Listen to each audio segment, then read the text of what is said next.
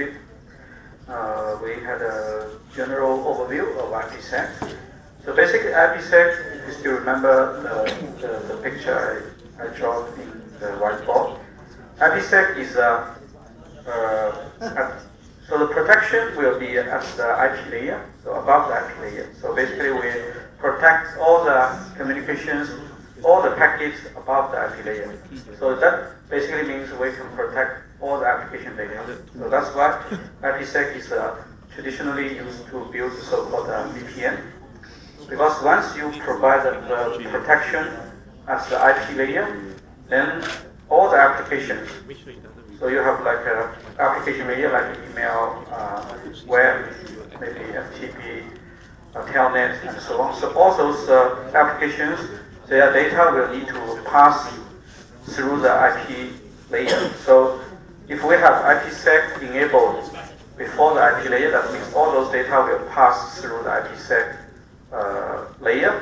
So then the IPsec layer basically, we insert an additional layer in between the IP and the transport layer. Then all the application data will pass through the IP layer, and then they will be processed by IPsec. Right. So this picture essentially illustrates this process. So for any IP packet, so any application, eventually the application data will be sent through IP packet. So the IP packet will pass through this IPsec device, and the IPsec device will process this packet and then produce this secure IP packet. So we have the secure IP payload, and then we insert IPsec header, and then we have the IP header in front. So that means the IPsec header is between the IP header and the transport layer header. Okay, right. So actually there are two cases. So if you want to protect the entire packet, then you will put we will put everything from the original IP packet in this secure IP payload. So this is one option in IPsec. You can protect the entire packet. Another option is that you only protect the IP payload. You don't protect the IP header. In this case, the IP header will be just put here. Okay, the payload will be secure. So in this case, we can virtually send a packet. So we can send a packet to a remote, like a user, but virtually it's like you are sending the packet within a local network. Because although physically the packet will go through the internet, but because if you have strong protection for the IP payload, basically the attackers on the internet, they cannot do any modification or they cannot read the content. So virtually it's like you are sending the packet in a local area network. That means the external attackers, they cannot see anything about your IP packet. Right, so that's the overall picture about IPsec. Right, so this is what we discussed yesterday. Now let's look at the details. Let's look at the architecture of the IPsec. So in IPsec, I just mentioned, actually there are two options. One option is that you can protect the entire packet. That means you put the entire IP packet as the payload in the IPsec protected packet. So the secure payload includes the entire IP packet.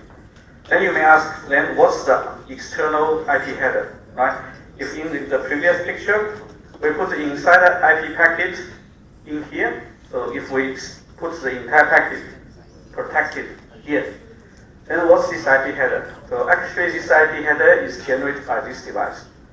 So this device, in this case, this device will put its own IP address as sender address, and this device address as the receiver address. So people actually, if the data is encrypted, people can only see this device is sending a packet to the other device, but they can't see what's the real IP address of the sender and what's the real IP address of the receiver. So that's basically the so-called kernel mode. In kernel mode, actually we protect the entire IP packet, including the IP header. Then there is another mode called transport mode. Transport mode, basically we we only protect the IP payload. We don't protect the IP header. Right, so that's two mode. And then for the security, we have also two options, two protocols. Actually, we have three options. So the AH means authentication header. So authentication header, it will provide authenticity and integrity, but it does not provide confidentiality, which means we don't encrypt data. We don't encrypt the IP packet in AH if we use the AH. ESP means encapsulation payload. That means we encrypt the data. Okay, and the ESP actually has two options. You can encrypt the data, or you can encrypt data and authenticate the data. So basically, in terms of security, ESP with authentication, that means that you have both encryption and authentication stronger. And if you look at the two mode, and actually kernel mode will also provide stronger protection because the original IP header will be protected. So even the two protocols and four mode, actually we can have four combinations. Actually 6 combinations, because ESP actually has 2 options. So among all these combinations, 6 combinations, if you have ESP with authentication, and you choose kernel mode, then this combination will have the strongest security. That means the original IP packet, the entire IP packet will be authenticated, will be encrypted. Right? So people cannot modify anything, people even cannot see the IP header, original IP header. So ESP plus kernel mode will provide the strongest protection. So here ESP, I mean ESP with authentication.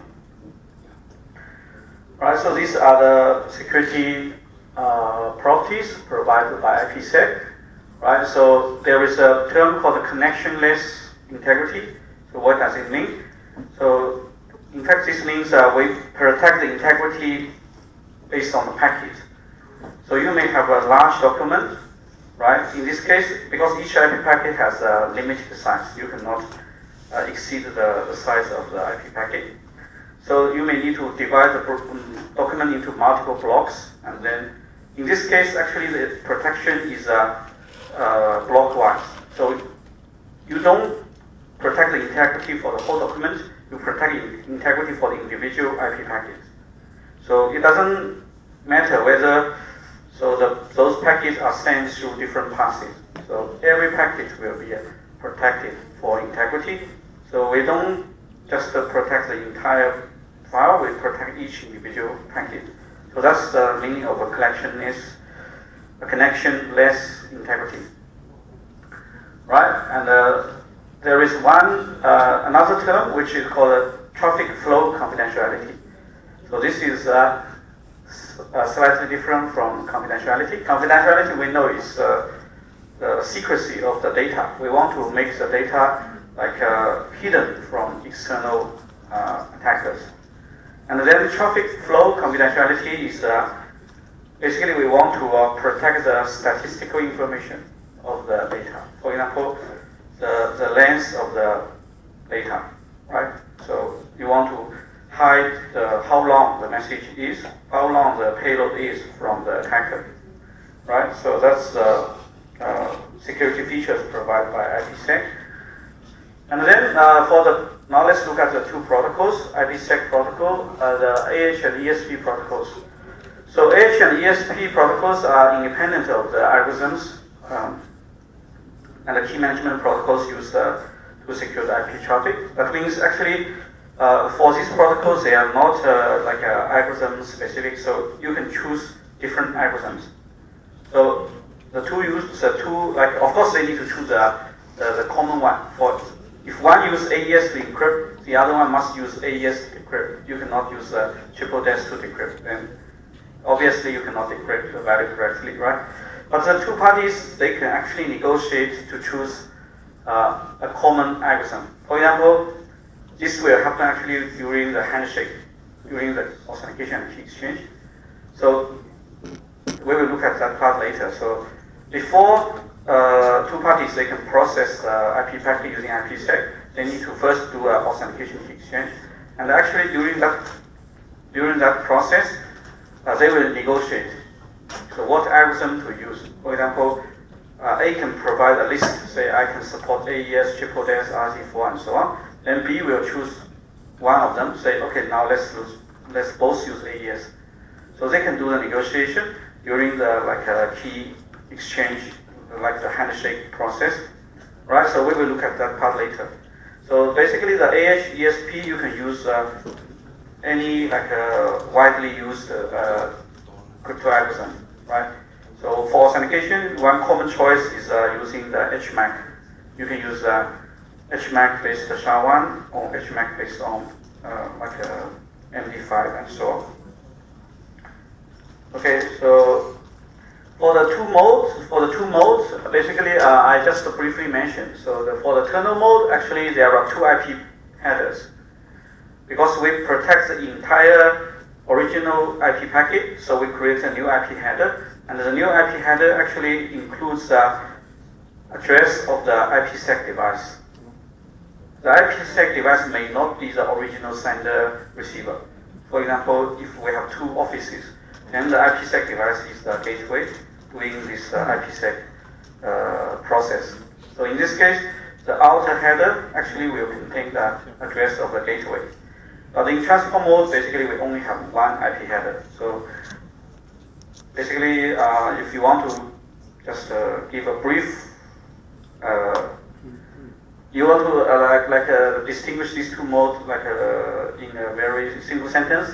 Basically, in kernel mode you have two IP headers, and then in the transport mode you only have the original IP header. Now let's look at the details. So remember we have different options, right? We have AH, ESP, we have transport mode, kernel mode, so we can have different combinations. So let's look at them one by one. So first we start with AH in transport mode, so authentication header, and then transport mode. So that means AH means we only provide authentication and integrity. We don't hide the data. We only make sure the data cannot be modified during transmission through the internet, but we don't protect the confidentiality. So this is the packet, the new packet after the IPsec operation, right? So basically you can see now in between the IP header and the TCP header, we insert a new IPsec header. So this IPsec header includes all the information, basically all the data related to the security operation, right? So inside the IPsec header, actually we have some blocks, some fields, right? So the most important part is this one. This one is basically an authentication tag.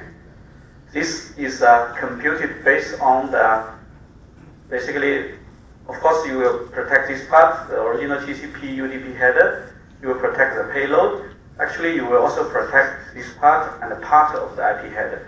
That means this authentication tag is calculated based on almost the entire packet. But some part in the IP header cannot be put in this authentication tag, because some part in the IP header the value will change. Because in the IP header there are a lot of fields. Some of them, actually, the value will change during transmission. When you transmit the packet from one node to another node, some field will change. So if the field is dynamic, then we cannot include that part in the calculation of the authentication tag. This is like a MAC, message authentication code, right? So for all the static field, that means when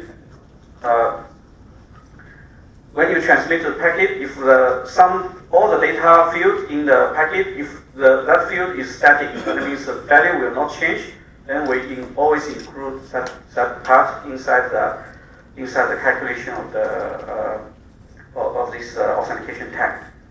Right. So that's basically where the authentication is performed. We put the authentication tag here, and there are some other items. So next header basically tells what's the next header, whether it's TCP or UDP. And then the payload length, basically the payload length. Reserved, that means it's just reserved for other purpose. So this one is very important, SPI. This is Security Parameter Index. So basically the purpose of SPI is to tell the receiver how to verify the data here. Because if you send the data, because for the receiver, it may receive data from different senders, right? So when the receiver receives a packet, so the receiver need to know how to verify this authentication tag. So what's the algorithm? For example, you use HMAC MD5, or you use HMAC SHA-1, or you use AES CBC mode. So basically, you need to tell the receiver what is the algorithm, what is the key. So what are the security parameters the receiver should use to verify this authentication tag, right? But we don't put of course, we don't put the key directly in this field, right? If we put the key here, everyone can see the key. So that's why we call it security parameter index. Actually, this is just a pointer. This pointer actually is a pointer in the receiver's database. So the receiver will know from this pointer in the receiver's database which record should be retrieved to process the packet. So in the receiver's database, there is a record, right? The record includes all the security parameters, the keys, algorithms, and so on. So basically here we just put a pointer here. So the pointer basically is to let the receiver know which record in the database should be used to retrieve the security parameters, and then to check this authentication tag. So that's the SPI, Security Parameter Index. And the sequence number is to prevent what attack? Replay attack, yes. So sequence number is like a counter. So that means whenever the sender sends a packet, the sequence number will increase.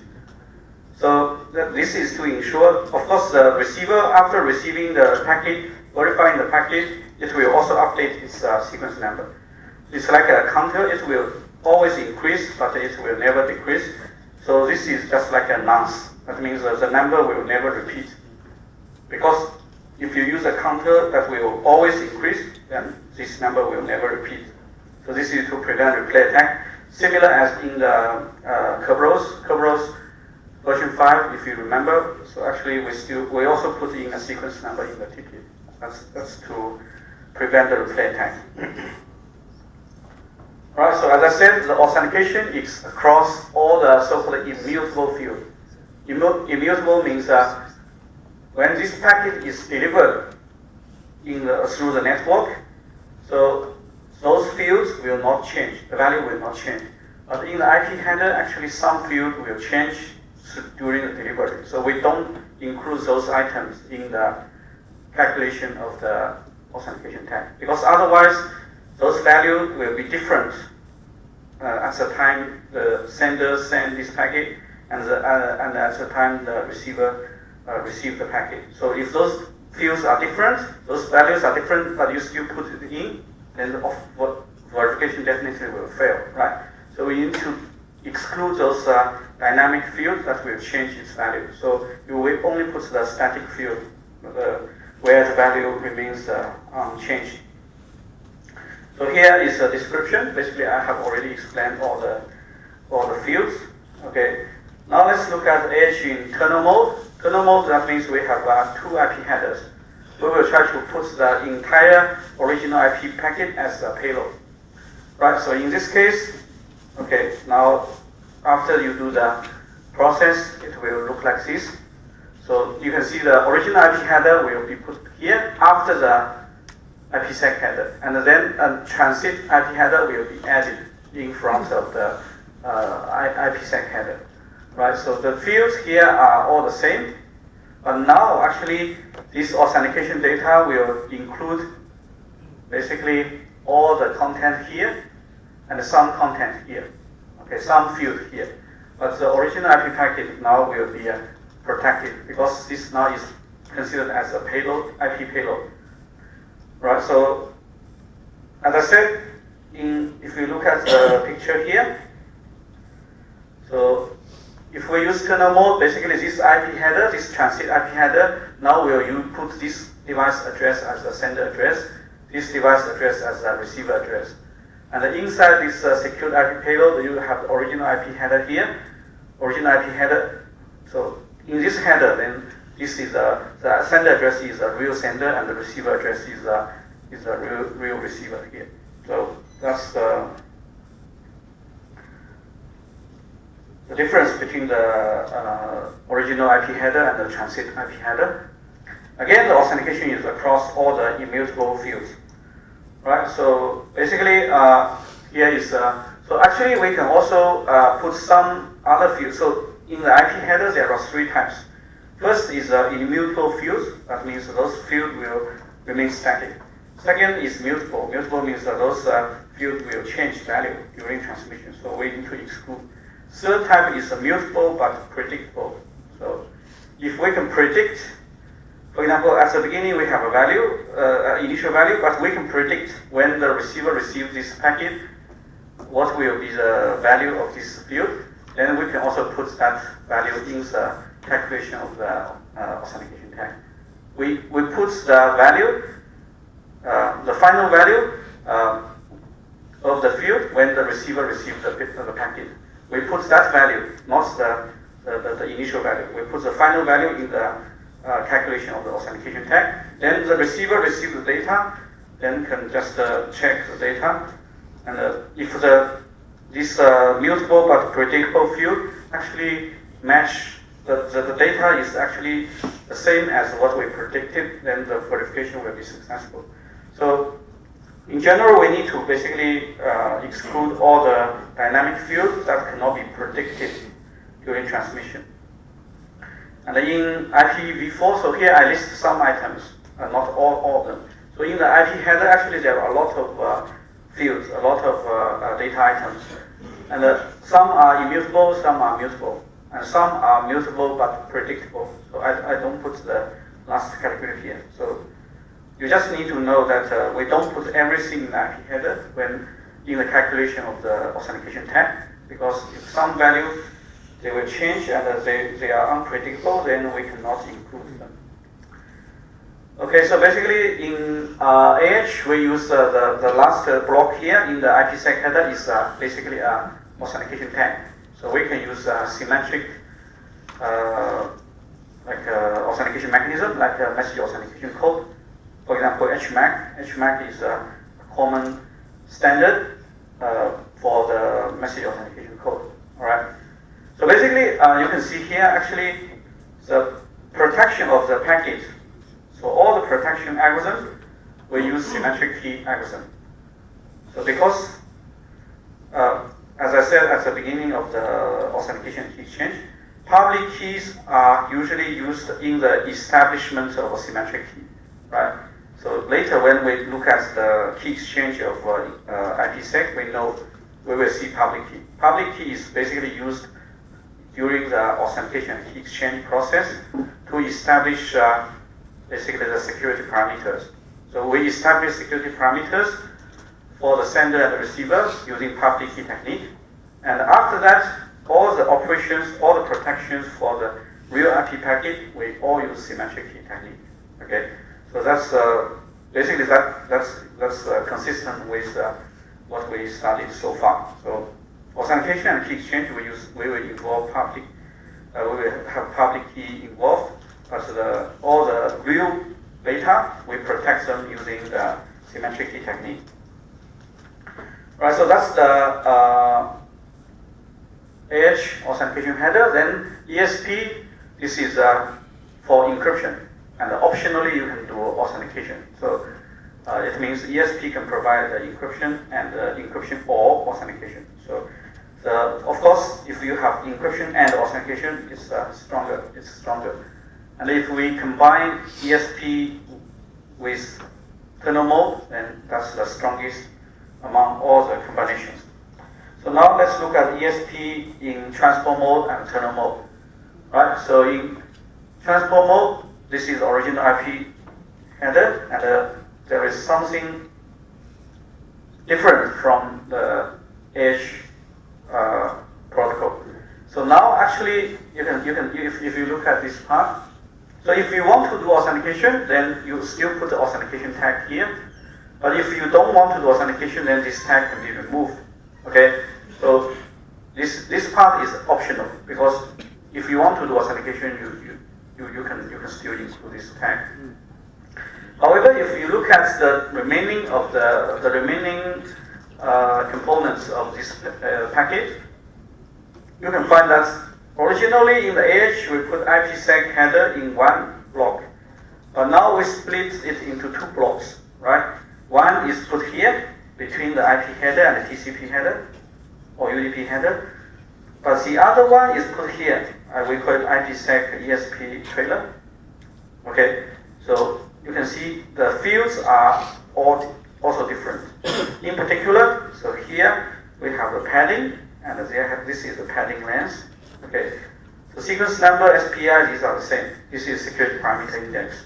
So it will tell the receiver so which record in its database should be used to find the decryption key, decryption algorithm, and so on. And the sequence number is to prevent replay. Then how about this part, padding and the padding length? So can you tell me why we don't put all these items here? We put it at the end of the payload to protect what? This will protect something. Sorry? Repeat? Okay. So in the AH, actually, you can see the IPsec, the header is, everything is put here, right? Yeah, if you look at the AH, so IPsec header, everything is here, right? But now in the ESP, we put all these blocks. Some of them put here, some of them put here after the payload. So why do we do that?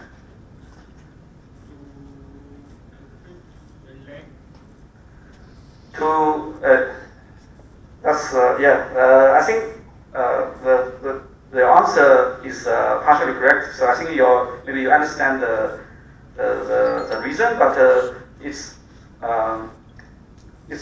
not accurate. So this is to hide the length, not the encrypted length. This is to hide the length, because you can see here in this IPsec trailer, so we do some padding, and then we put the padding length here. Okay. So the reason is because we will encrypt. So we will encrypt the original TCP header, the transport layer header, the payload, and we will also encrypt this part, right? So this part actually includes the padding length, and the next header. So basically, if we encrypt the data here, then the observer, like the external attacker, they cannot know what is the real length of the payload, because here we add some padding. We pad something after the payload to hide its original length, right? We try to hide its original length by add some padding after the payload. Then we need to tell the receiver, of course, some part here, some data here is padding, some random padding. You need to remove it. So that's why we put the length here. So we tell the receiver, okay, so some part here is just padding. You need to remove it when you do decryption. But from outsider, because everything is encrypted, actually they don't know what's the original length of the payload. So this is to prevent some statistical analysis of the traffic. So we want to prevent the attacker from learning the payload length, right? So that's why we put the padding length, so after the payload, instead of in the IPsec header in front, right? So basically now this part will be encrypted and authenticated. This part will be authenticated. So the authentication tag is here. Okay, the authentication tag is calculated based on these items. And the yellow part actually is both encrypted and authenticated. So you can see the payload here, the entire payload, the entire IP payload of the original packet is encrypted and authenticated. So that's the ESP. So how about ESP internal mode? Then the entire original IP packet will be protected, right? So this is the entire original IP packet. Original IP header, original TCP UDP header, original payload. So the entire packet actually is encrypted and authenticated. And this part actually is also encrypted and authenticated. Similar to the previous one, we tried to hide the length of the payload. Right, so in this case, actually, this is the most secure option. And in this case, people cannot see the original sender and the original receiver. They can only see that, okay, the message is from this network, because in the transit IP header is the address of the gateway, and you can see the receiver is another network, but you don't know who is the real sender in the internal network. So because everything is encrypted. All right, so maybe in the exam I can ask some questions. Say, I give you a scenario, right? I give you a scenario. Say, okay, I want to maybe I want to hide the sender address and the receiver address.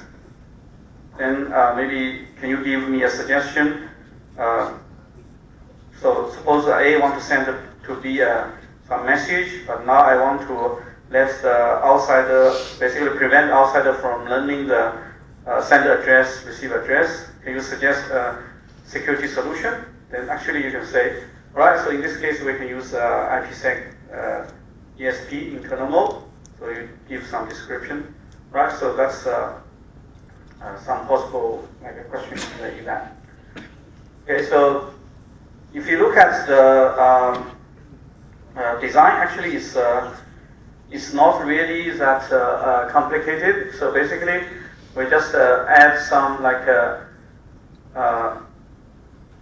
additional header here, and then here we add some additional tag to ensure the integrity.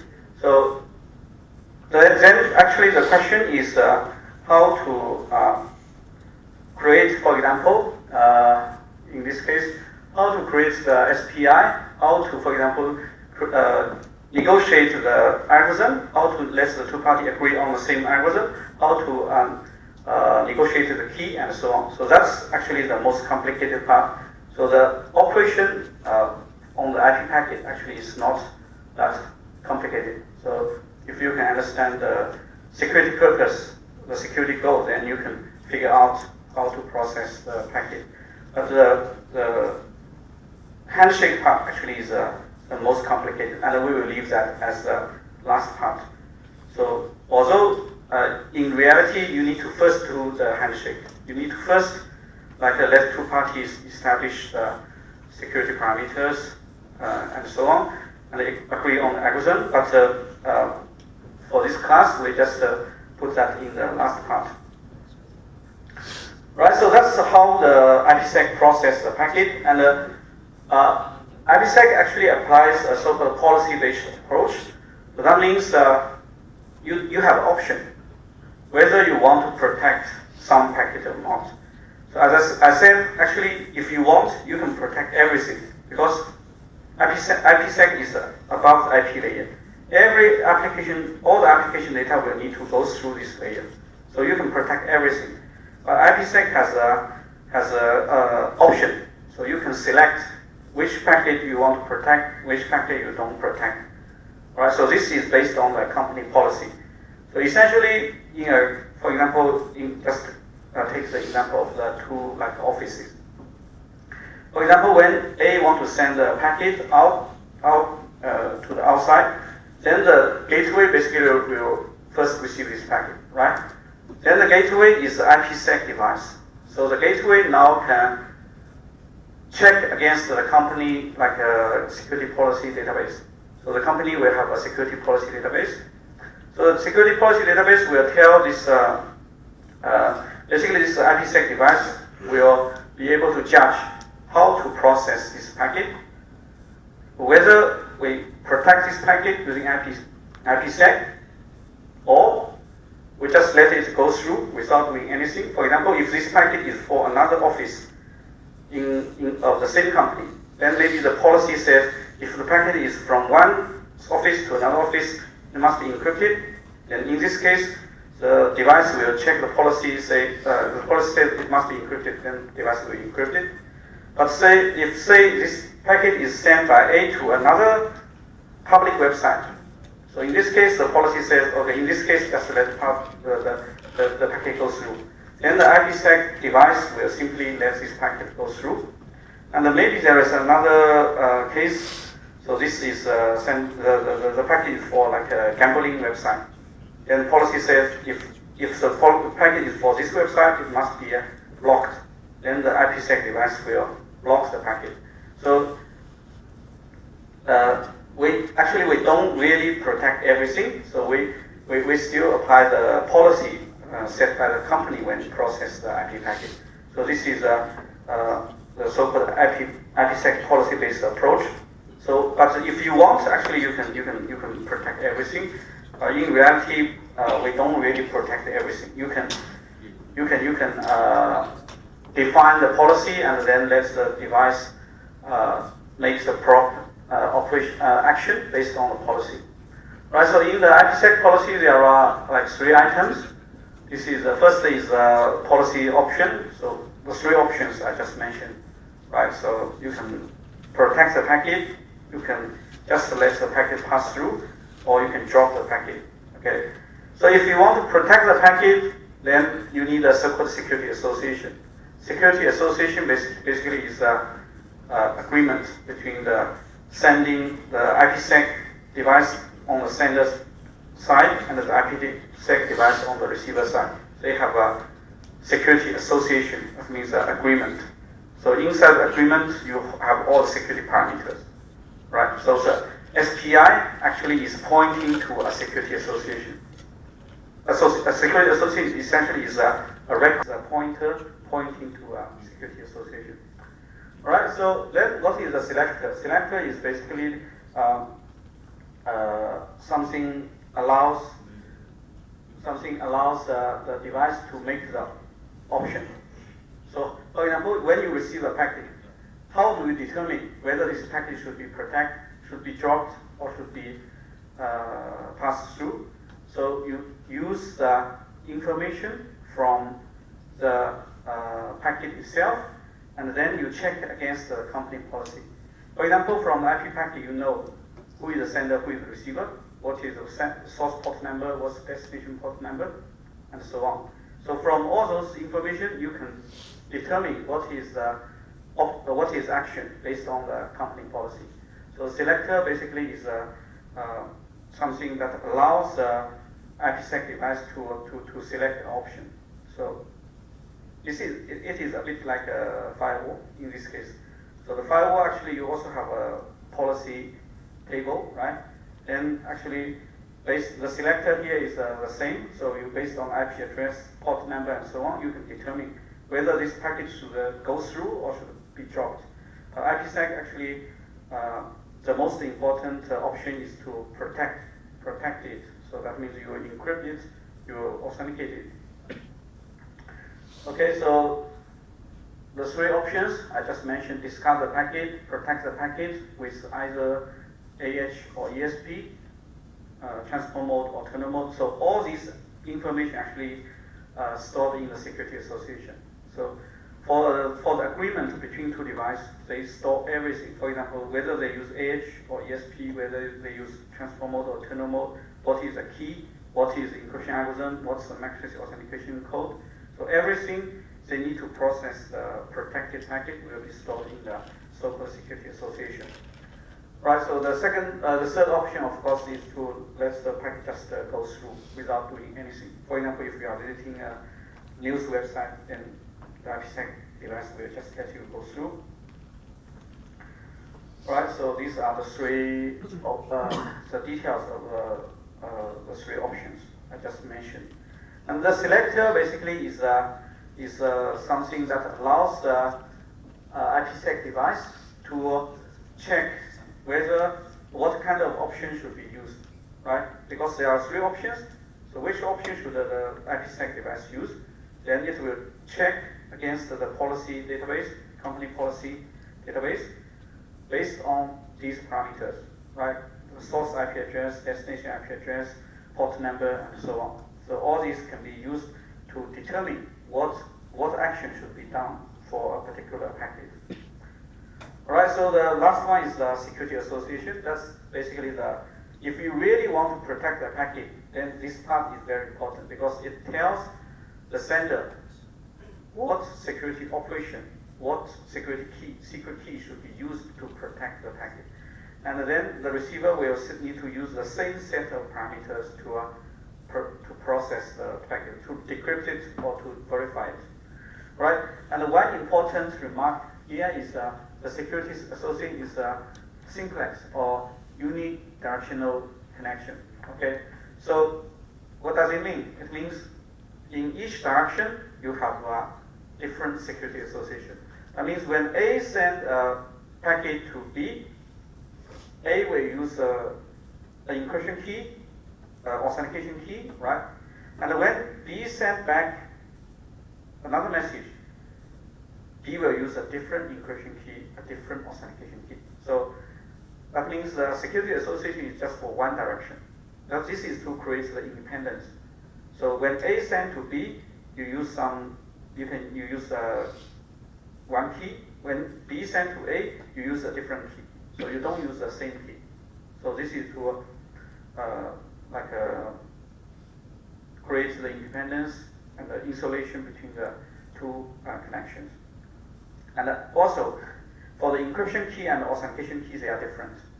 So we don't use the same key for different purpose. Encryption key is encryption key. Authentication key is a different key. Okay.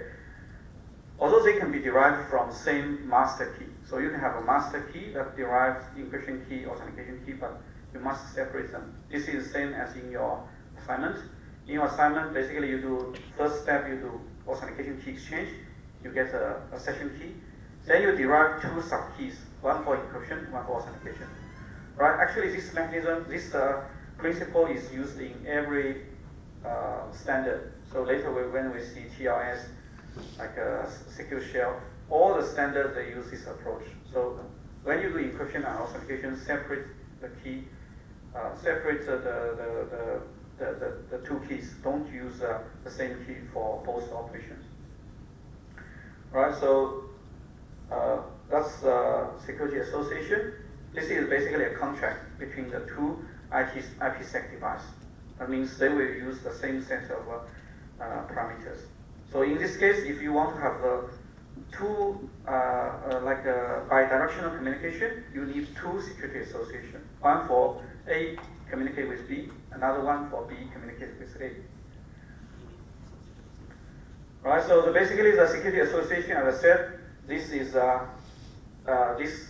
set of parameters allowing two parties to process the IPsec packet. It includes, for example, whether you should use AH, they should use AH or use ESP, whether they use counter mode or not counter mode, kernel mode or the transport mode. Whether they should, what algorithm they should use, what's the encryption key, what's the authentication key, what's the initial vector, and so on. So essentially, this is a set of parameters, security parameters, to process the IPsec packet. And the SPI, if you still remember, the SPI in the IPsec header, SPI is just the index. So basically, it tells the receiver which SA in your database should be used to process this packet. Right? So we don't put all those parameters inside the packet because we don't want the attacker to know those information, but we just put a pointer inside the IPsec header. And the security association will also have a lifetime. So in particular, if the handshake or authentication and the key exchange is based on the PKI or digital certificate, then the security association, the lifetime cannot exceed the lifetime of the certificate. So that's the, of course you can set a shorter lifetime, but you cannot exceed the lifetime of the validity period of the certificate. The certificate used during the handshake process. All right, so now actually we know how to process IP packet, right? So first of all, so to summarize, when an IP packet arrives, the IPsec device will check against the company policy database what should be done for this packet. Either I drop it or let it go through, or I protect it. This will be specified by the company policy. Depending on, for example, this packet is sent by whom, this packet type, the destination is where, so based on all this information, the IPsec device will decide. So the device decides to protect it, then it will need to basically find a security association for this. For example, the device, IPsec device, the gateway will discover, okay, this packet is for branch B. Then I find in the database a security association with B. So I'm branch A, so now I know this packet is for branch B. Then I just find in the database a security association, which is agreed with branch B. Then I protect the packet based on the information in the security association. For example, whether you use AH or ESP, whether you use kernel mode or transport mode, what is the key, what is the algorithm, so you find all the information in the security association. Then you process this packet, and you put the SPI inside the IPsec header, you send to the receiver. Receiver will, from the SPI, receiver will know, okay, which SA should be used to process this packet, right? So this is how the IPsec works in general. So then there is a step 1, right? This is actually the step 2. Step 1 is to create the security association. How to create a security association, right? So in order to do the IPsec protection, you first need to create the SA, security association. So this is done by using authentication and key exchange. So this is the step 1. Step 0 is the devices need to obtain certificate. Certificate is always step 0. Step 1 is to do authentication key exchange. And actually, so the authentication and key exchange, we have a special name called the IKE, Internet Key Exchange. So the IKE actually is not just one single protocol. It contains two phases. So the first phase is, I think next slide also gives details. So the first phase is to first do authentication key exchange. That means you create a secure channel. Once you finish authentication and key exchange, you create a secure channel. Then on top of this secure channel, you negotiate the SA. The negotiation between the two parties will be done after you create a secure channel. Because once you have a secure channel, all the negotiation will be protected. You can negotiate all the information required by in the SA. So this can be done after you have finished the authentication and key exchange. So that's why we separate it into two phases. Phase 1 is authentication and key exchange. Phase 2 is to do the negotiation for the SA. That means you can negotiate which protocol, which mode, what algorithm to use during the phase 2.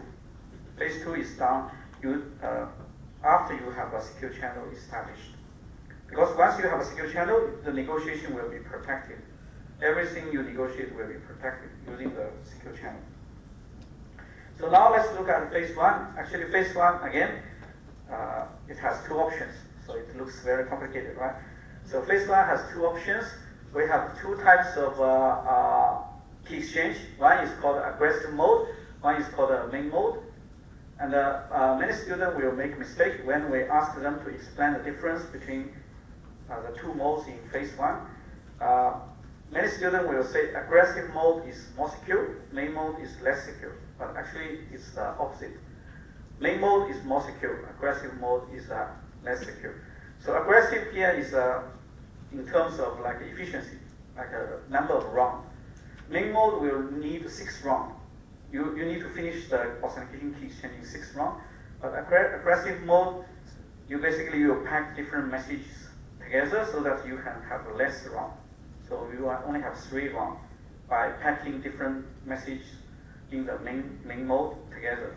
So The aggressive means you reduce the number of rounds. It's not about security. Security actually, for security, like main mode is more secure than the aggressive mode. And the main mode, actually, the additional security is to protect the identity. So we can provide like anonymity in the main mode. So the main mode the general structure looks like this. It's I should say it's a variant of the Diffie-Hellman with signature. So in the authentication and key exchange, we looked at the Diffie-Hellman with signature, right? If you still remember, we have the Diffie-Hellman key exchange. We use signature to protect it. And how to protect it, we talk about like a basic entity authentication, strong entity authentication, right? Whether you sign the ID or not, right? That can make a difference. So this is a variant of the protocol. Actually, the aggressive mode is somehow similar to that protocol, but the main mode is different because now we want to provide the anonymity. We want to protect the identity of the user. So the first two rounds, basically you do negotiation. This negotiation is just for this key exchange. Okay. For example, you can negotiate for the Diffie-Hellman whether we choose the traditional Diffie-Hellman or we choose the elliptic curve version Diffie-Hellman. For the signature, we choose DSS or we choose SHA-2 ISA, SHA-256 ISA. So the negotiation here is just for the key exchange part, for the remaining part. And the negotiation for the SA is later, it's in the phase 2. So in the negotiation of the SA in phase 2, you again negotiate the algorithms used. That will be the algorithm for the real IPsec protection. But here the negotiation is just for this key exchange part. Okay. So because even Diffie-Hellman, we can have different options. You can use the traditional one, you can use the elliptic curve one. So okay. So basically, the Alice will first tell Bob the algorithm available, and then the Bob will tell Alice, okay. So Bob will choose some common algorithm to do the signature, to do Diffie-Hellman, and so on. All right. So this is the first, basically first phase in first step, the negotiation. Second step is to do the Diffie-Hellman key exchange. So Alice sent Bob the Diffie-Hellman key, the public key, and Bob sent to Alice another Diffie-Hellman public key. Right. So the last phase, the last step, here step 5 and step 6. These two steps basically will do the authentication. All right. Because if we only do the plain Diffie-Hellman, we know it's insecure. There can be a man-in-the-middle attack. So we must do authentication, just like what we have seen in the previous class. We must protect the Diffie-Hellman by using authentication. And here the authentication mechanism is again using signature. We will sign the message during the Diffie-Hellman key exchange. And in addition, actually we will encrypt the identity and the signature using the Diffie-Hellman key. This is to provide the anonymity. So outsider cannot see who is talking to whom, because everything is encrypted under the Diffie-Hellman key. So that's how this IKE main mode works. So now let's look at the details. Okay. So you can first ignore this cookie here. You can ignore this part here. I will explain this part later. You just look at the later part. So this part is similar to what we studied before for the signature-based Diffie-Hellman key exchange. So here first we will have negotiation. Alice send the list. Bob will send some common algorithms that will be used here in the remaining steps. Then they do a Diffie-Hellman key exchange. They also exchange the nonce. And here is the tricky part. So we know here in the signature we need to include some information, right? So if you still remember in the AKE, we said in the signature we need to include, for example, I need to include my message, I need to include your challenge, and also I need to include identity, right? So that's what we focused on in the previous, in one of the previous lectures. So here you can see the signature actually essentially signs all the information you exchanged, all the information you exchanged before. However, so basically this message here includes all the information you exchanged before. However, here A only signed her own identity. But if you remember, if you double check the previous protocol we studied, the ISO IEC protocol, A should sign B's identity to prevent the unknown key share attack, right? So basically, if you remember, in that protocol we said, okay, this I'm Bob, and in the signature you need to include the message from Bob, and then the challenge from Alice, and then Alice's identity, right? And in Alice's signature you need to include like Alice's message, Bob's challenge, and Bob's identity, right? That means you sign the other party's identity, because you say you are telling the other party, okay, I'm sending this message to you, and this signature is based on your challenge, and I know who I'm talking to, right? That's the principle behind the strong entity authentication. However, here in this signature, actually we include Alice. We just include her own identity, not Bob's identity. Then you may ask, will this unknown key share attack work or not? Will it work? Yes or no? If you still remember, in the unknown key share attack in that example, so we said, for example, when Alice sent to Bob something, you need to put, for example, this is Alice. This is Alice. Maybe I can draw the protocol. So roughly it's like this. So Alice will send, for example, ID GXA. Bob will send back like Bob's identity GXB, and then Bob will sign, right? So this is a GXB, GXA, and then Alice's identity, right? So basically, this is to tell Alice, I'm now sending this message to you, and I sign this message based on your challenge, and I know who I'm talking to. Right? If we don't have this part, we will have the unknown key share attack. If we have this part, we can prevent the unknown key share attack. And now in this protocol, Alice is in the signature signed by Alice. Actually, Alice is not signing Bob's identity. Alice is signing her own identity. Why Alice cannot sign Bob's identity? Because we are doing the anonymous communication. We're trying to protect the identity. So in the previous steps, actually they don't tell each other who they are. So Alice even may not know who the other party is. Alice will only know the Bob's identity when she received the last message. So here you cannot put Bob's identity here because Alice does not know. Then you may ask, if we don't put the other party's identity, can the unknown key share attack work? So you may make a guess, yes or no? Yes or no? Do you think the attack will work? Probably you already forgot how the attack works. But you can just make a random guess whether the attack will work or not. This is a standard and it's widely used. Do you think the attack will work? No. Of course, if the attack works, people already will find a way to fix it. So why the attack does not work in this case? Because if you remember in the attack, when we studied attack, I asked you one question. In the unknown key share attack, does the attacker know the Diffie-Hellman key? No. And actually, in this protocol, when you sign the message is related to the Diffie-Hellman key. This key is derived from the Diffie-Hellman key. That means, actually, in this signature, you include the Diffie-Hellman key as part of the message. But the attacker actually does not know the Diffie-Hellman key. So in this case, actually the unknown key share attack will not work.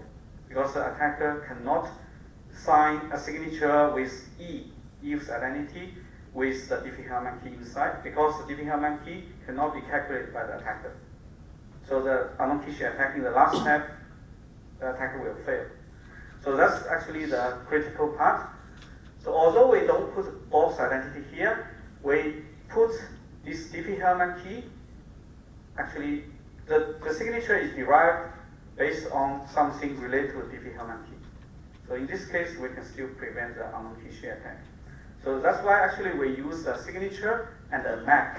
And the MAC use the key from the Diffie-Hellman key. So this can prevent the unknown key share attack.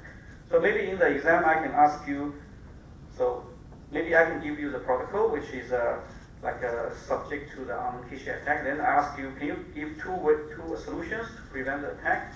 Right. So the one solution is simple. We can use this one, the strong entity authentication.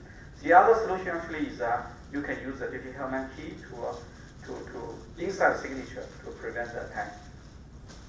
So that's how this IKE main mode works. So how about the cookies?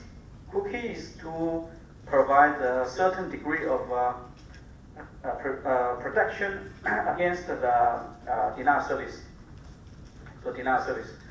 All right. So in general, denial service is basically like a flooding attack, right? So suppose like Bob is a victim, then the attacker will try to generate a lot of packet connection requests to Bob to flood the machine, right? That's the denial service attack. And in general, the attacker will use IP spoofing. The attacker will not use its real IP address, because otherwise the victim will know who the attacker is. So attacker usually will, for example, if you maybe some of you haven't studied 262. In 262 in the denial service attack, attacker may just randomly pick some IP address and then send the packet using the random IP address. Right. So in this case, basically when the receiver receives the packet and try to send back the response, there will be no acknowledgement. Right. So basically, the receiver will send back the second message, but wait for the third message.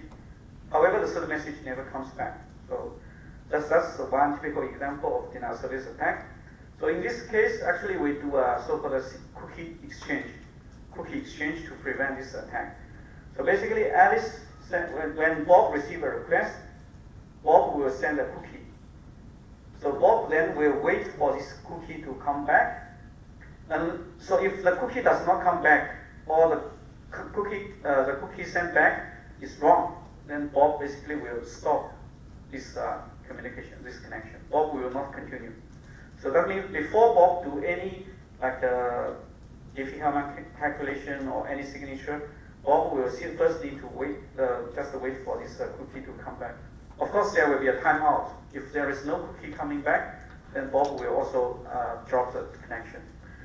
Right, so that's a simple mechanism. We do a cookie exchange to prevent the denial of service attack. And here, actually, the cookie, it's not just so it's different from the cookie in the browser, of course. It's just some sort of random number, but actually it's generated using some mechanism. So Bob will basically be able to recognize the cookie, but Bob does not need to store the cookie.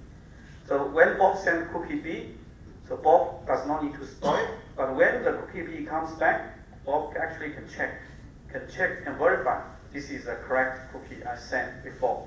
So it's something very similar to the sync cookie in 262. 262 we studied the sync cookie. Sync cookie is to prevent denial of service attack, like the IP spoofing attack.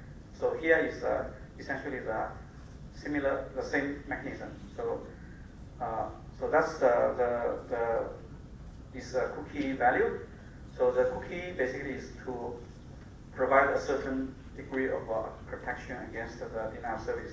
So it's similar as the sync cookie you studied in 262. Right. So the rough idea is just like that. So we do this cookie exchange to make sure, okay, I'm talking to a real user. It's not like a spoofed user, or it's not just a random IP address I'm talking to. Right. So the other mode is aggressive mode. Aggressive mode is very similar to this protocol, to the protocol, the ISO IEC protocol we studied before. So, right, so this is the protocol we studied before. GXA, GXB, and the Bob's identity, right? So this protocol is secure against the unknown key share attack and other attacks, but this protocol does not provide any anonymity. So same as in the aggressive mode, there is no anonymity provided for the Alice and Bob. Right, so the protocol will look like this. Okay. Right, so basically we just send the identity in clear text, and then this part is essentially the same as in the previous main mode. But now we do not encrypt the identity or the signature. We just do a 3-move protocol to finish. Right, so that's the aggressive mode. So this slide gives some description about the cookies and the negotiation. The negotiation basically is to negotiate the parameters for the key exchange. It's not for the SA yet, not for the security association yet. It's just to negotiate the parameter for the phase 1 key exchange, right? And then after you finish phase 1, we will do the phase 2. Phase 1, after you finish phase 1, the two devices will have a secure channel established, right? Now you have a key, like a session key established. Now you can use this key to negotiate, to protect the negotiation, right? So the negotiation now is to negotiate the real security association used for IPsec. Okay, so now we can negotiate the real security parameters. So basically now A and B will negotiate, for example, the encryption authentication algorithm used in the real IPsec process, and then the security parameter index, and then actually there is an optional Diffie-Hellman key exchange in the phase 2. So this is optional. That's why I put in the bracket. So this is optional. So if we remove this part, we do not do the optional Diffie-Hellman key exchange, then the security association in phase 2 will use the key derived from phase 1. So in phase 1 you have a session key, then that key will be directly used as a key for the IPsec SA. Alright?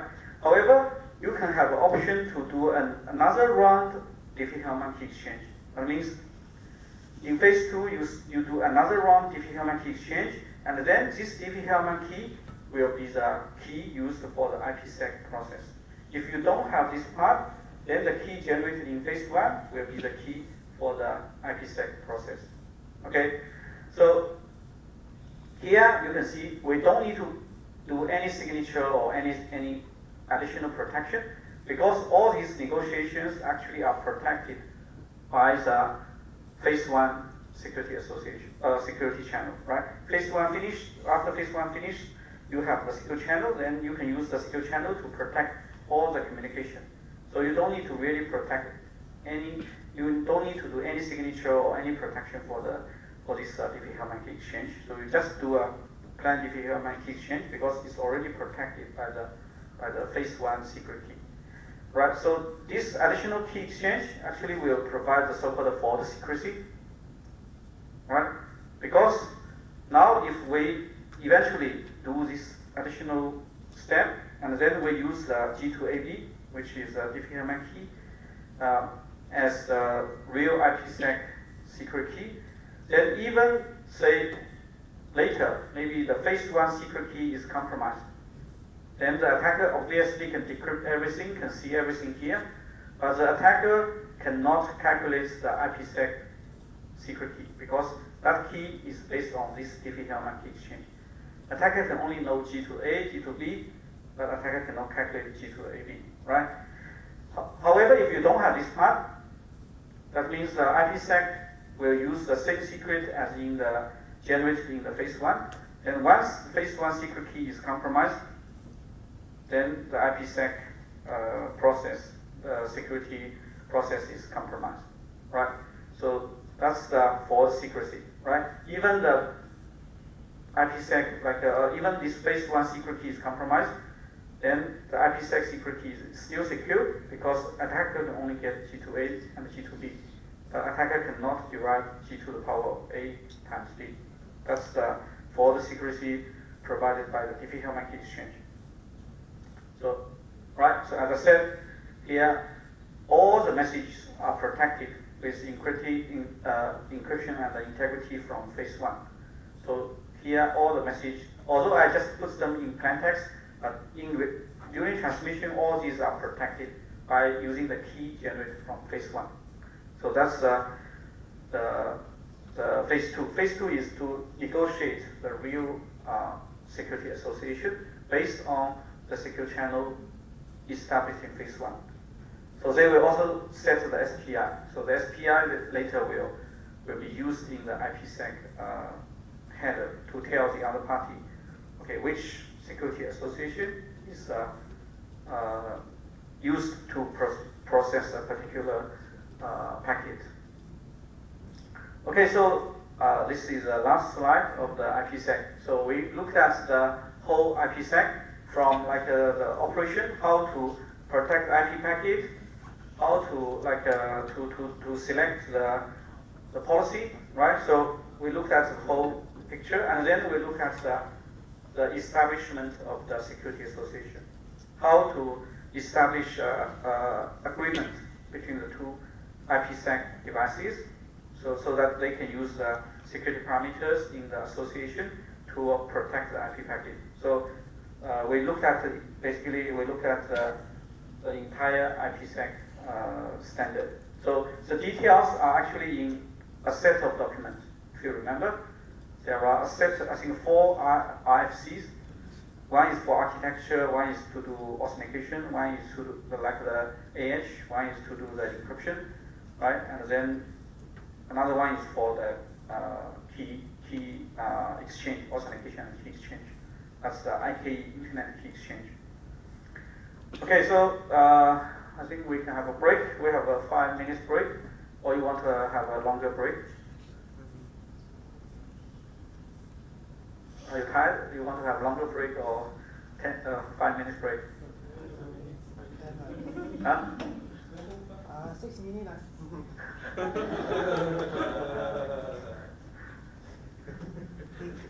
So, you prefer 5 minutes or 10 minutes? 5 minutes? Okay, 5 minutes break.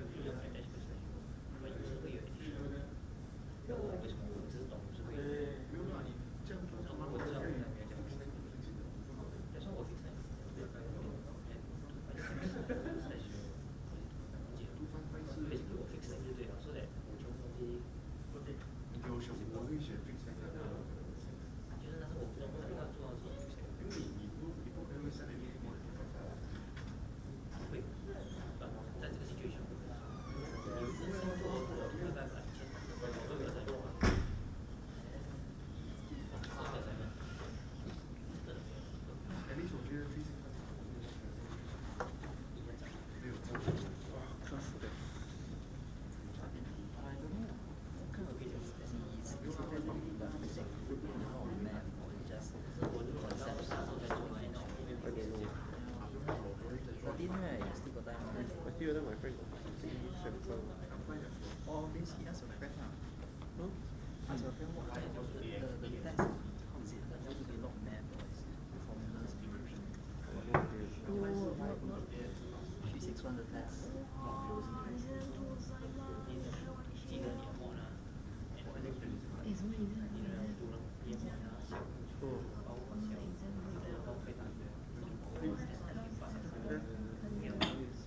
？Let's see. Wow, they got Oh, yeah, suggested answer.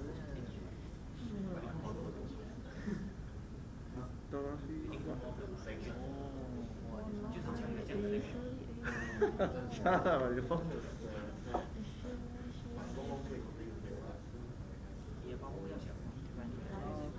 Wow, very cheap, mate.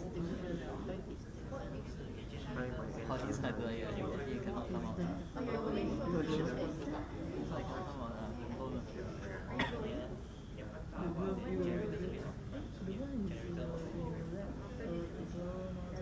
This one? Oh, I love you. Yeah, that's what he said. He was from the class 10. Oh, this one okay, this one easy. This one can.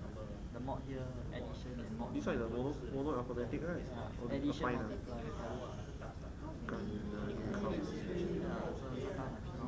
Okay, this one easy, you already know. You need to count. But this one easy. Oh, yeah, they give you the A and B, then you just count. Yeah, it's better than the logarithm one. But you see, too much only. Then you write like that, you draw this table. Then you get this island this is not the working. At least you can get the questions.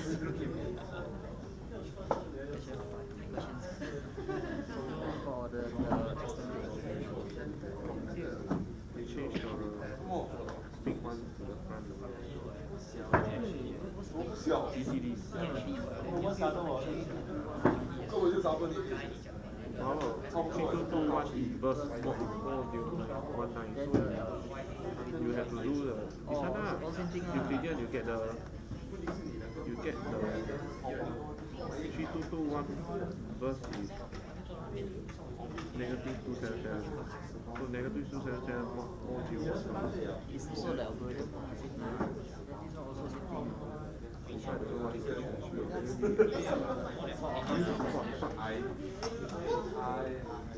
Determine 25 to the power of 166. Okay, let's continue the class. So the second half of this class, we will look at another standard, which is the TLS, Transport Layer Security, and it's based on SSL. So SSL basically is old version for Transport Layer Security. So SSL stands for Secure Socket Layer, and the TLS is Transport Layer Security. Okay. Alright, so basically, if we look at the structure, the TCP/IP structure, IPsec is in between the IP layer and the transport layer, and then SSL TLS actually is between the transport layer and the application layer. So basically, we can use the SSL or TLS to protect the different applications, and these two actually security mechanisms are designed for protecting applications using TCP. Okay, so they are mainly used to protect the TCP-based applications. And then you may ask then, okay, so why we don't simply use IPsec? And the answer is the protection scope of IPsec is too big. So it can be used to protect everything. And if we want to protect like protocols based on TCP, then we can actually use TLS. For example, if some applications they are based on UDP, then if we don't want to protect those, then if we use TLS SSL, then those protocols those applications will not be protected. But if we use IPsec, then by default, all the applications will be protected by the IPsec. And in particular, TLS SSL is used to protect the web. So if you still remember, the HTTPS I showed at the beginning of the subject. So HTTPS, if you see the HTTPS, that means you are running either SSL or TLS. Alright, so of course we need to protect the web, because nowadays we all use like e-banking and then maybe electronic transaction and so on. So we need to again protect the integrity, confidentiality, and so on. So we can use, in this case, actually the TLS or SSL is the most widely used choice, and IPsec actually is relatively more expensive in compared with the TLS SSL. So if we want to just protect some application, not all the traffic, then we can use like a less expensive approach, which is the SSL TLS. And then the SSL was originally developed by Netscape. So this is a very old internet company, and when I studied my degree, actually we still use the Netscape browser. And nowadays I don't think people still use this Netscape. Okay, so SSL version 3, actually that's essentially the latest version. And however, so nowadays actually we use the TLS. So usually we use if now you still use SSL, that means actually it's a bit outdated. And then TLS, version 1.0, actually we can treat it as a version SSL version 3.1. But actually they are not compatible. Later we will see some operations in TLS and SSL, they are different. So they can actually not they can not really communicate. If one is running SSL version 3, one is running SSL TLS version 1, actually they cannot really communicate. And then TLS version 1 is specified in this IFC 2246. If you want to know the details, then you can look at this IFC, but we will cover the most important components in this class. Right, so now let's look at SSL. So basically, TLS, we will show the difference later. So we just look at the SSL, and then the different, the component that are changed in TLS, we will look at those components at the end of this class. So this is the architecture of this secure socket layer. Right, so it's on top of the TCP. Okay, it's on top of TCP. And then in particular, we use it to protect the web data. So this is the most common application, TLS or SSL protect. But actually, they can be used to protect other applications as well. Right, so if you look at the architecture, actually this is a protocol that provides a protection. This is similar as like the AH or ESP protocol in IPsec. So in this protocol, basically, you will apply the security operations. For example, the HTTP data will be passed through to this protocol. This protocol will do authentication, will do encryption for the data, and then after that, basically you have the protected data. Then you will add a header in front. That's the SSL header, similar as in IPsec. After you do the protection, you put the IPsec header in front, right? So here the same HTTP data passed to here. The SSL will do the protection, and then you put the SSL header in front, and then you pass this to the TCP. TCP then will do the further process. And besides this protocol, this is a protocol just like AH or ESP that will protect the data. There are 3 management protocols. So these 3 management protocols are used to basically to manage the security parameters used by these protocols, right? So in these protocols, SSL record protocol, you need to have security parameters, right? You need to have the keys, you need to have the algorithms. So which algorithm should be used to do the encryption, which one to do authentication, what is the encryption key, what's the authentication key, and so on. So these management protocols basically will basically establish those parameters for this record protocol. In particular, the handshake protocol is the same as the Internet Key Exchange. So this handshake is, again, authentication and key exchange. So before you can do the protection, you need to first run this protocol, right? So you need to first run this protocol. So for example, when you go to DBS Bank, so if your browser try to connect to DBS Bank, then before the page is loaded, if it is HTTPS, that means you are running SSL TLS. Before the page is loaded in the browser, you need to first do the handshake.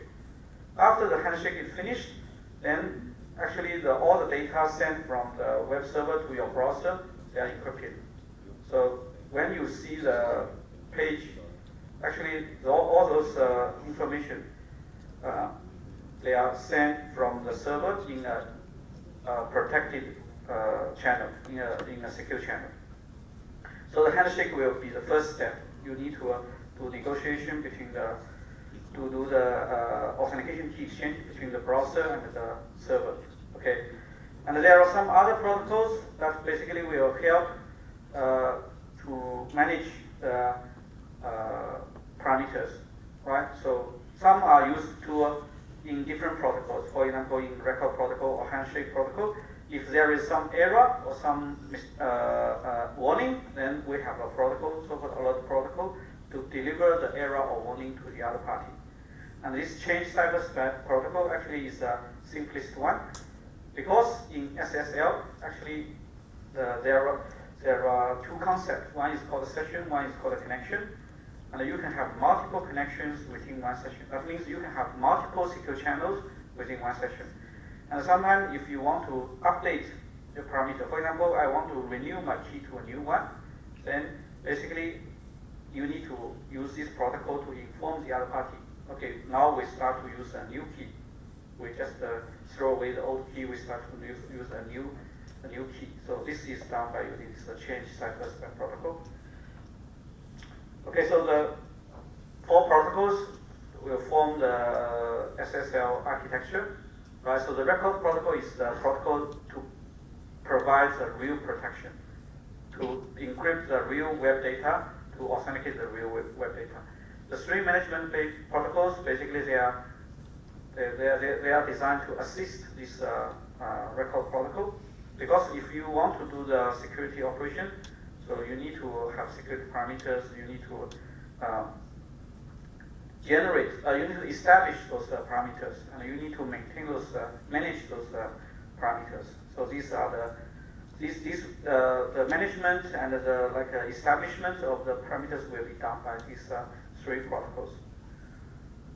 Right. So as I said, actually in the SSL there are two concepts. One is called the SSL session. One is called the SSL connection.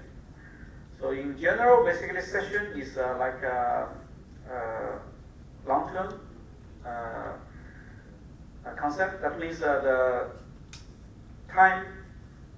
duration of a session actually is longer, and the duration of a connection is shorter. So in one connection, you can have, in one session, you can have multiple connections.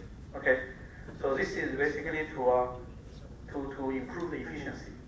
So we can reuse a session for multiple connections for efficiency purpose. When you say multiple connection, does it mean that the source and the destination IP is the same, or I can have multiple IPs connecting to the same? The same one. The same one. Yeah. So, for example, you may establish a secure session with, for example, this browser may establish a secure session with the web server, right? So you only have one connection, but if you say there is some link, you click the link, and then if the link directly opens a new page, and this new page actually will establish a new connection with the web server. But if say you try to click and open a new page, but the new page asks you to basically to log in again, that means actually you are creating a new session with the web server. So if you are using some non-critical, you are accessing some non-critical service, then actually we usually will have multiple connections allowed in one session. But if you are using some critical applications, usually within one session you can only have one connection. So if you want to create multiple pages or multiple links, then usually this will be blocked. Okay, so session is created by the handshake. That means one session, one handshake. If you do one handshake protocol, you create one session. Okay. So, however, after you finish the handshake, you can create additional connections within that. After you finish one session, of course, you automatically have one connection, right? But if the session is reusable, there is one flag in the session state, which the flag will tell whether this session is reusable or not. If it is reusable, then you can create new connections within the session. But if it is not reusable, then you cannot create a new connection. You can only have one connection within one session. Okay. All right, so now let's look at the session state. Session state will include basically all the algorithms, and also a so-called master key. Okay, so after you finish the authentication and key exchange, so usually authentication and key exchange will be done using public key. So in SSL, TLS, so usually the server will have the public key. Sometimes user can also have the public key. When I say public key, I mean the certified public key. That means we always have a certificate. Server will have certificate. Sometimes user may have certificate. So in this case, actually, the session state will contain the certificate of the two parties, the peer parties. Right? So you use the certificate to do the authentication and key exchange. Then you create a session. So in this case, the session key is so-called master key. Okay. When you establish a session, the session key, we call it a master key, because this session key will be used to generate the connection keys for individual connections. Because in one session we can have multiple connections, and this session key actually is a master key. It's used to generate independent connection keys for all the connections. And then, however, so for all connections, actually they share the same algorithms. So within one session, we determine all the encryption algorithms, authentication algorithms, hash functions. So all the algorithms, they are determined by the session.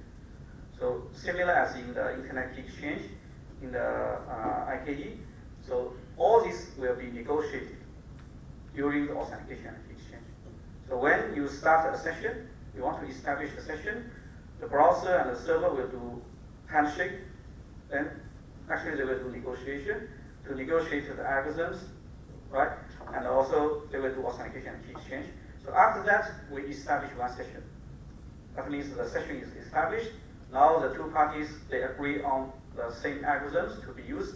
They also agree on a master key, which is the session key.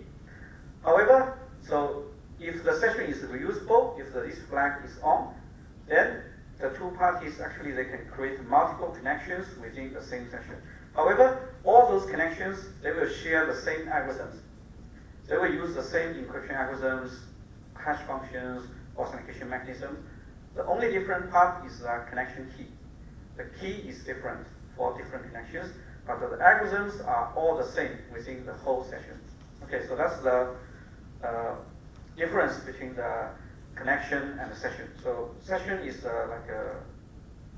you can say session has a longer duration than connection because you can have multiple connections. You can run even parallel connections within one session. And inside the connection, basically we don't need to specify any algorithm because the connection will inherit all the algorithms from the session. So inside the connection, only we have the secret keys.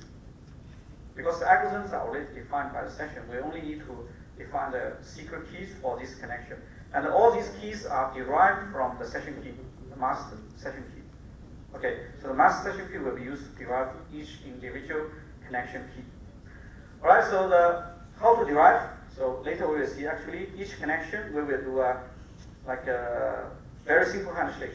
The two parties will exchange two random numbers. I give you a random number, you give me a random number. Then we use the master key, the session key, and these two random numbers to generate a connection key. Right? Sorry, it's not one connection key. It's a group of keys. Because same as in IPsec, actually the connection or like a secure connection, they are all unidirectional, right? So from the server to the user, you have a encryption key, you have an authentication key. From the user to the server, you have a different encryption key and a different authentication key. So it's similar. So you can see there are many similar principles applied in different standards. So one very basic principle is we never use the same key for different purpose. So the encryption key is for encryption. We don't use it for authentication. Authentication key is for authentication. So we separate them. We don't put them together. And also, in one direction we use one key. The other direction we use a different key. So this is just always so. For security purpose, we always try to insulate the different communications so that one will not affect the other. Alright? So in the connection, we don't need to define algorithms because they will inherit all the algorithms from session. We only need to some random number that allows us to generate a unique connection, a set of unique connection keys, not just one key. Okay? So the keys include the servers, like the authentication key, message authentication key to compute MAC, the server's encryption key, client's MAC key, server's encryption key, client's encryption key, and then also initial vectors, sequence numbers. So if you use like a CBC mode, CFB mode, OF mode, you need an initial vector, right? This initial vector is also determined. It is actually also derived from the master secret. Later you will see all these secrets, including the initial vector, they are generated based on the master secret key, the master, the session key, and these two random numbers. Okay. And there is also a sequence number. This sequence number is to prevent replay attack. So sequence number is always to prevent replay attack because it's a counter. You just always increase this counter whenever you send a new message. Alright, so now let's look at, so basically this is architecture, right? We have, basically we do handshake, then we have a session. Inside a session, you can, if the session is reusable, if it's not reusable, there is only one connection. If this is reusable, you can create multiple connections. And all the connections will share the same algorithms as the session, defined by the session. And then each connection will have a set of keys derived from the session key. So that's the overall architecture of SSL. So now let's look at how the protocols work. First, the record protocol. This is similar as the AH or ESP protocol in IPsec. So basically, the record protocol will provide two main security functions. One is confidentiality, one is integrity. So again, here we only use symmetric key technique because I said public key is only used in authentication and key exchange. So we use public key only in the handshake or authentication key exchange. Once we finish that authentication key exchange, we use symmetric key. We use the session key to derive like the additional keys, and these keys will be used to protect the real communication, and these keys are all symmetric key. So here in the record protocol, for example, each connection, the server will have the encryption key, the authentic or like a message authentication code, like a MAC key. So all these are symmetric key. So for the encryption, actually we can use different symmetric key encryption algorithms like AES, like IDEA, or like triple DES, RC4, and so on. Right, and also message can be compressed. So there can also be some compression function defined by a session. So all these algorithms are defined by a session, and then the record protocol basically will use this user-chosen algorithm to encrypt the data or compress the data. And the integrity, we can use the message authentication code. So this is basically the process. You have application data. So in particular, we have the HTTP data.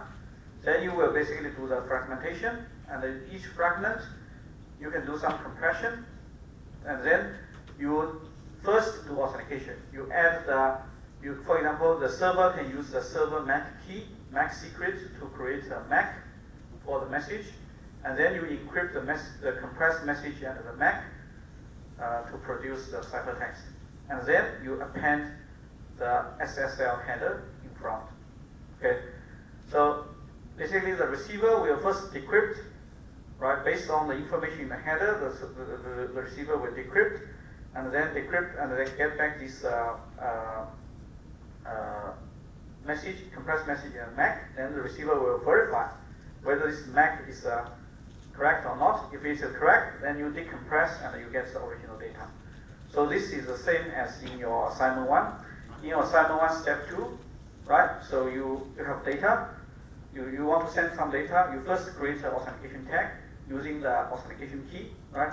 So if you remember in assignment 2, you also have a master key. You use that master key to generate an authentication key and the encryption key, right?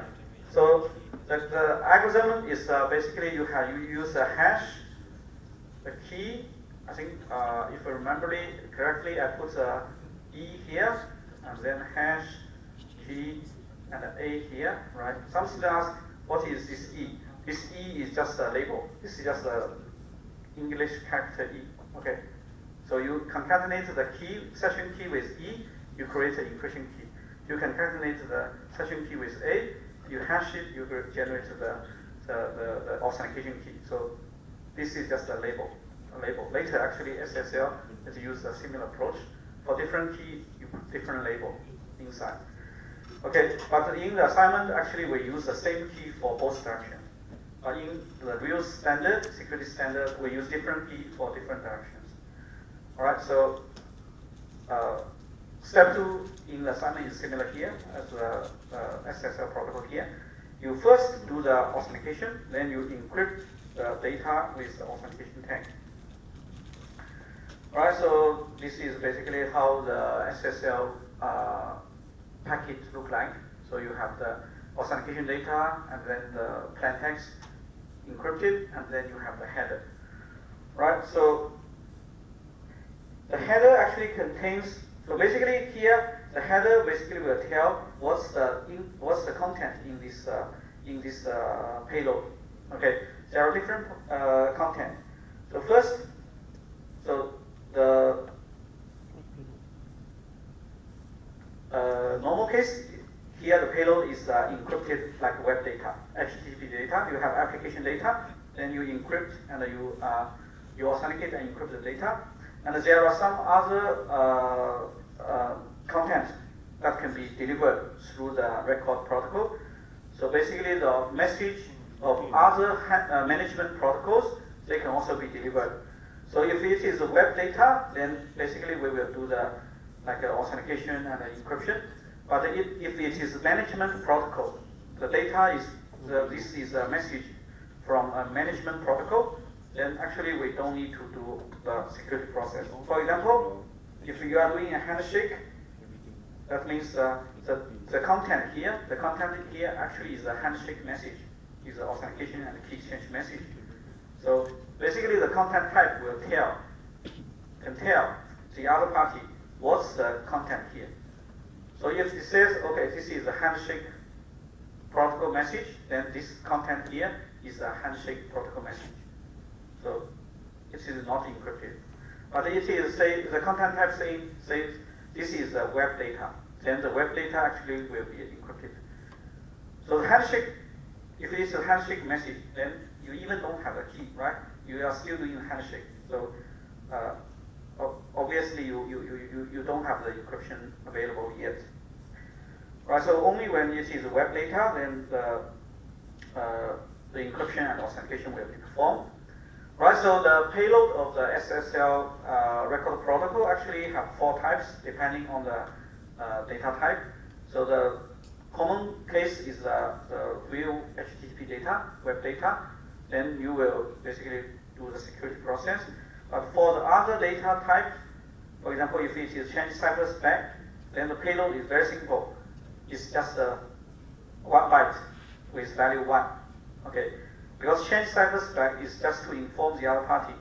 Okay, so we finish, for example, now we finish the handshake, so we will start to use this newly established key. Or say we now finish we create a new connection, and basically after you finish the establishment of the new connection key, you just run this protocol to tell the other party this new connection key is ready to use. Alright, so this is change cipher spec. This is very simple. This is just to include 1 byte, and the value is 1. So this is just to tell the other party, okay, it's ready to use the newly established key. The alert protocol is to deliver any alert.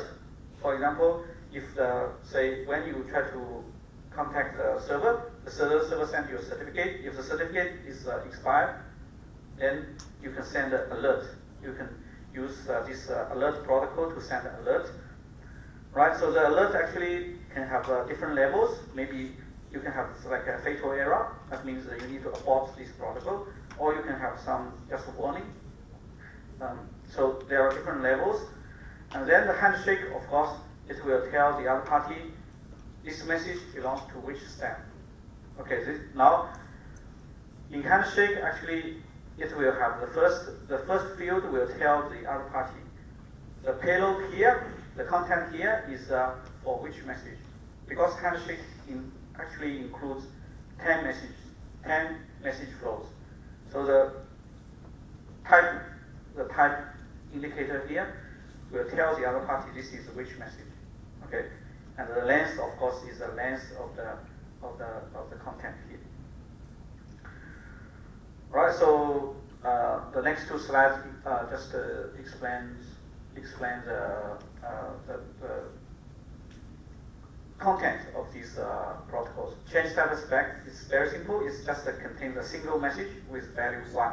Okay, this is just to tell the other party, okay, now we are ready to use the new connection key we just established.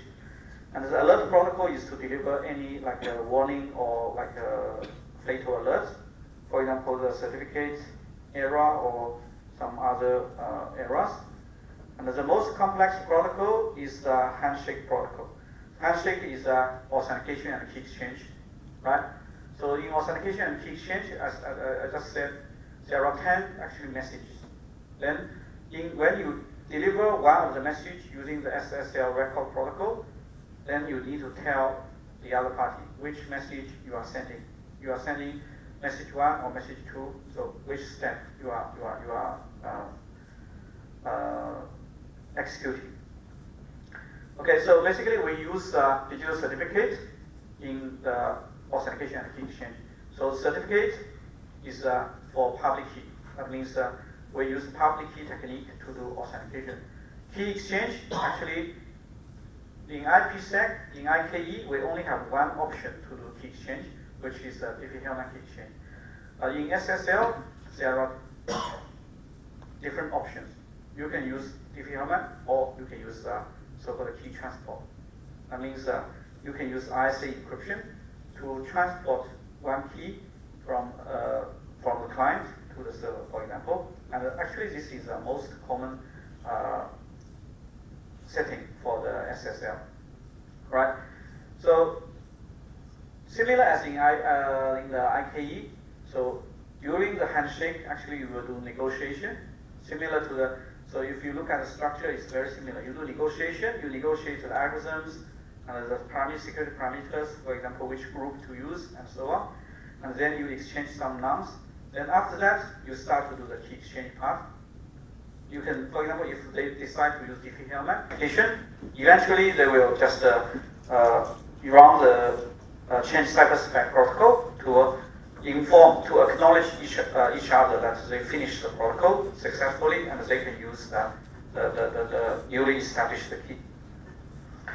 Okay, so this is basically just the same information for the content of this message for the handshake. So basically the first field will tell the other party which message this content represent, okay? And then the length of this message. Alright, so the handshake contains 4 phases. First phase is negotiation, same as in IKE. So you negotiate the protocol version and algorithm. For example, the client is running version like SSL version 2.8, 2.9, 3.0, and the server can choose one of them. Say, okay, now let's use SSL version 3.0.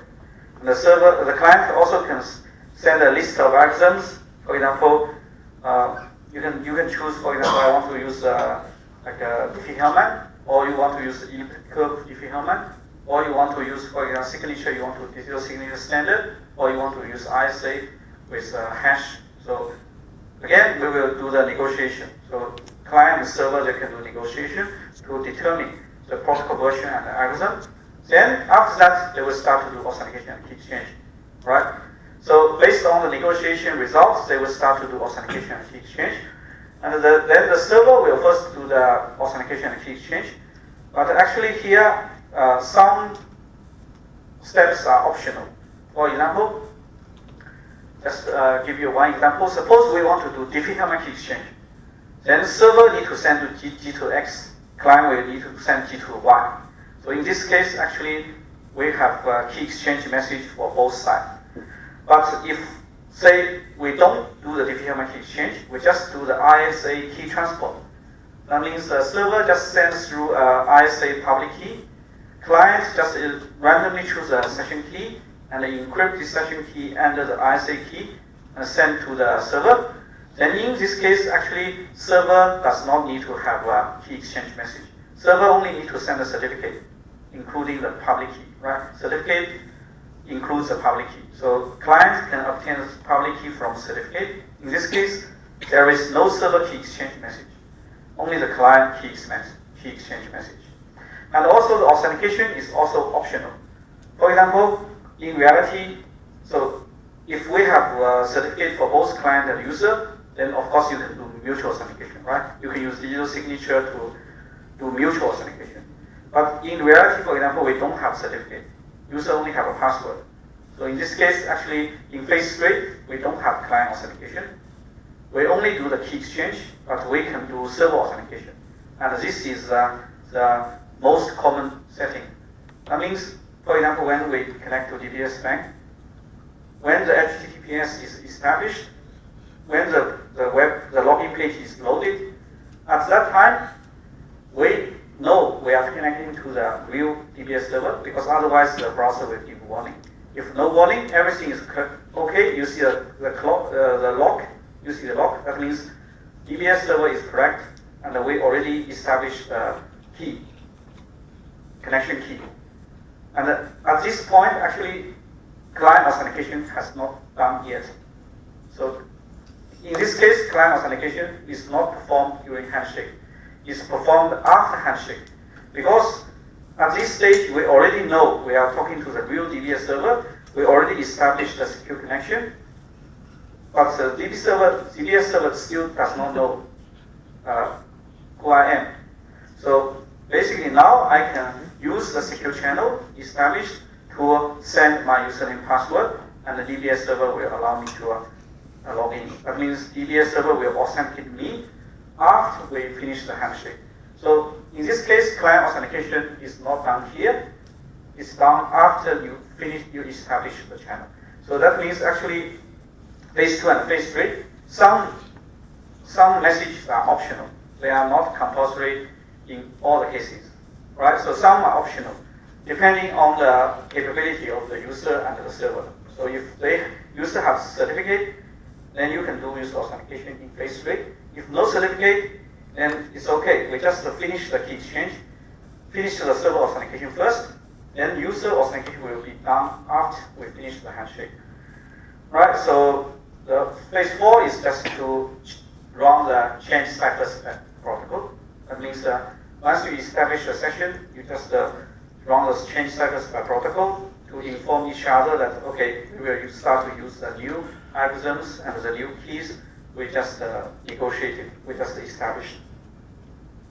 So here are the 10 message flows. So you can see all the shaded message, actually they are optional. That means depending on the situation, sometimes we will send this message, sometimes we don't send this message. Right? So the phase 1 is the negotiation. So we will do the, they can negotiate the protocol version, which version of SSL to use. And then the cipher suit, that means what crypto algorithm to use, compression method, and then the initial random numbers. Okay, so the random numbers actually are important. The random numbers, basically, they will be later used to derive the connection keys. Okay, so you will need to exchange 2 random numbers at the beginning. So those 2 random numbers are important. Alright, so after you finish the negotiation, then the server will start to do the server authentication and key exchange. So if server has a certificate, server will send a certificate. If server has no certificate, then you can still run the protocol, but your browser may give you a warning saying, okay, it looks there is no certificate, no valid certificate from the server. So in reality, actually, most of the cases, server will have a certificate that is certified by a CA. Okay. And then server key exchange is optional. As I said, if you run diffie-Hellman, server will need to send one G to X, later client send one G to Y. So, but if you do the ISA key transport, then if the server's public key is already in the certificate, server don't need to do this server key exchange. Server can omit this part because server only need to deliver the ISA public key to client. Client later will do the key transport by encrypting the session key under the public key in the certificate, right? So if the server requires a certificate from the client, then server will send a certificate request. But in general, in reality, most of the case, the server will not send a certificate request because in reality, actually, not most of the users don't have a certificate. So once basically all the message from server are sent, then server will send this last message saying, okay, server finished phase 2. Now client will start to phase 3. So if client has a certificate, then client will send a certificate to the server. But as I said, in most of the cases, clients will have no certificate. In this case, the first message will not be sent, and the last message will also not be sent. The last message is basically to sign a signature. If the client has a certificate, client will need to send a signature in the last message. But if client has no certificate, that means we don't do client authentication in phase 3. Phase 3 we don't do for client authentication. We only do the client key exchange. But this message is compulsory because no matter you use diffie-Hellman or ISA, clients will always need to send the key exchange message. If you are using diffie-Hellman, then client will send G to the Y, right? Server send G to X, client send G to the Y. But if you are using ISA key transport, then client will obtain the ISA key from server certificate, and the client will encrypt the session key and then send the session key to the server. So after they finish the authentication and key exchange, then they will just run the change ciphers by protocol. That means they will acknowledge each other. They are ready to use the keys and the algorithms. They just agreed in the protocol. So that's the overall picture. So you can see the protocol is not fixed. Actually, there are different options available for the client and the server to handshake, to negotiate. And it's different from IPsec. In IPsec, actually, we only have one option, that is the diffie-Hellman key exchange. And we also require the 2 IPsec devices to have a digital certificate. Because no matter you use the aggressive mode or the main mode, you need to digitally sign the message. Okay, so in SSL now basically we can have different key exchange method. If we use ISA, that means the client will just encrypt the secret using the server's ISA public key. So this key can be obtained from the server's certificate, right? And then the second one is actually to use hardware. Okay, but we usually don't use this one in practice. So you can just ignore this one. And the remaining are all Diffie-Hellman based key exchange method. If you have Diffie-Hellman key exchange, then both server and the client will need to send the key exchange message. And there are different versions. So depending on who has a certificate, right? So if none of them have certificate, like a server has no certificate, client has no certificate, then you do just do an anonymous Diffie-Hellman. Anonymous Diffie-Hellman means there is no authentication. No authentication means actually there can be a man-in-the-middle attack. Okay, so anonymous Diffie-Hellman, no one has certificate, but then we cannot really provide authentication. If no authentication, then we can have man-in-the-middle attack. We cannot guarantee secure key exchange. And then the fixed Diffie-Hellman, actually this is also a flexible option. For example, server can have a certificate for a Diffie-Hellman key, and the client does not have certificate, so each time client can choose a fresh Diffie-Hellman key, randomly choose a Diffie-Hellman key. And then that means the final session key is based on the fixed key of the server and the random key of the client. So every time you can still change, generate a new Diffie-Hellman key. And the last one is the common one, not the common one, sorry. The last one is the one we have seen many times so far. So both client and server, they have certificate.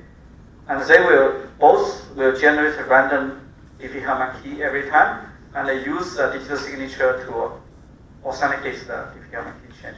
Just like in this protocol or in the IKE, we use digital signature to authenticate the fresh Diffie-Hellman key exchange. Right? So the last one is most secure one. We call it ephemeral Diffie-Hellman, because the Diffie-Hellman key, public key, and secret key, they are randomly chosen in each session. So we call it ephemeral Diffie-Hellman. Ephemeral means short term, right? Means short term. And these Diffie-Hellman keys will be signed using digital signature. Right, so these are the key exchange methods supported by SSL. So it's different from IPsec. We have different options available. And the most common option is the first one, ISA. Okay. So if you remember, I showed the DBS certificate in one of the class, and in that certificate it says DBS public key is the ISA public key, right? 2048 bit ISA public key.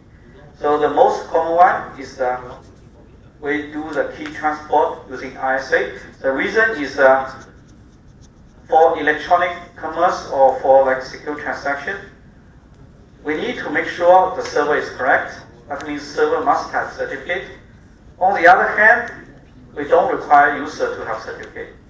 So if we have such a setting, then the ISA one is the ideal one.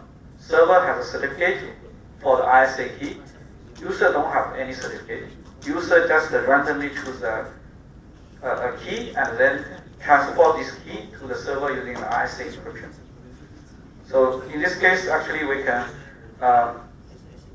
make sure we are connecting to the correct server. On the other hand, we can first establish a secure channel, then we can do the user authentication afterwards.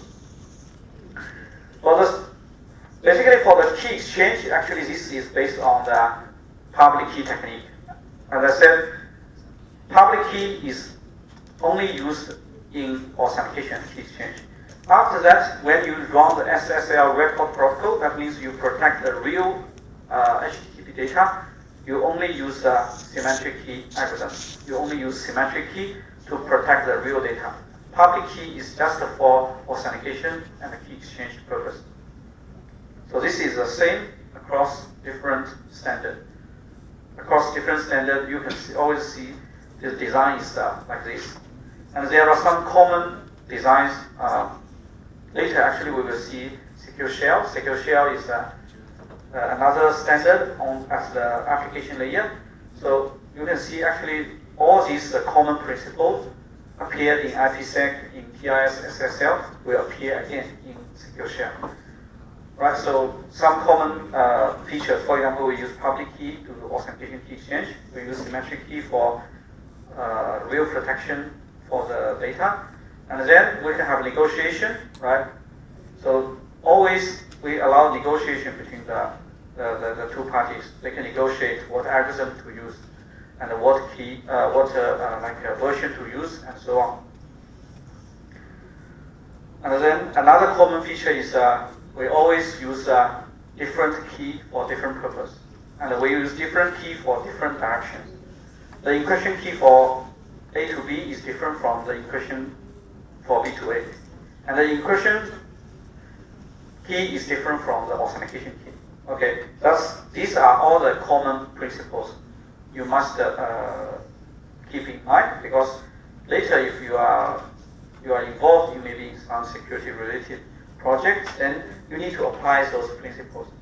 Don't just use one single key for different purpose, and don't use a single key for both directions, right? Okay, so now we have looked at all the protocols in the SSL.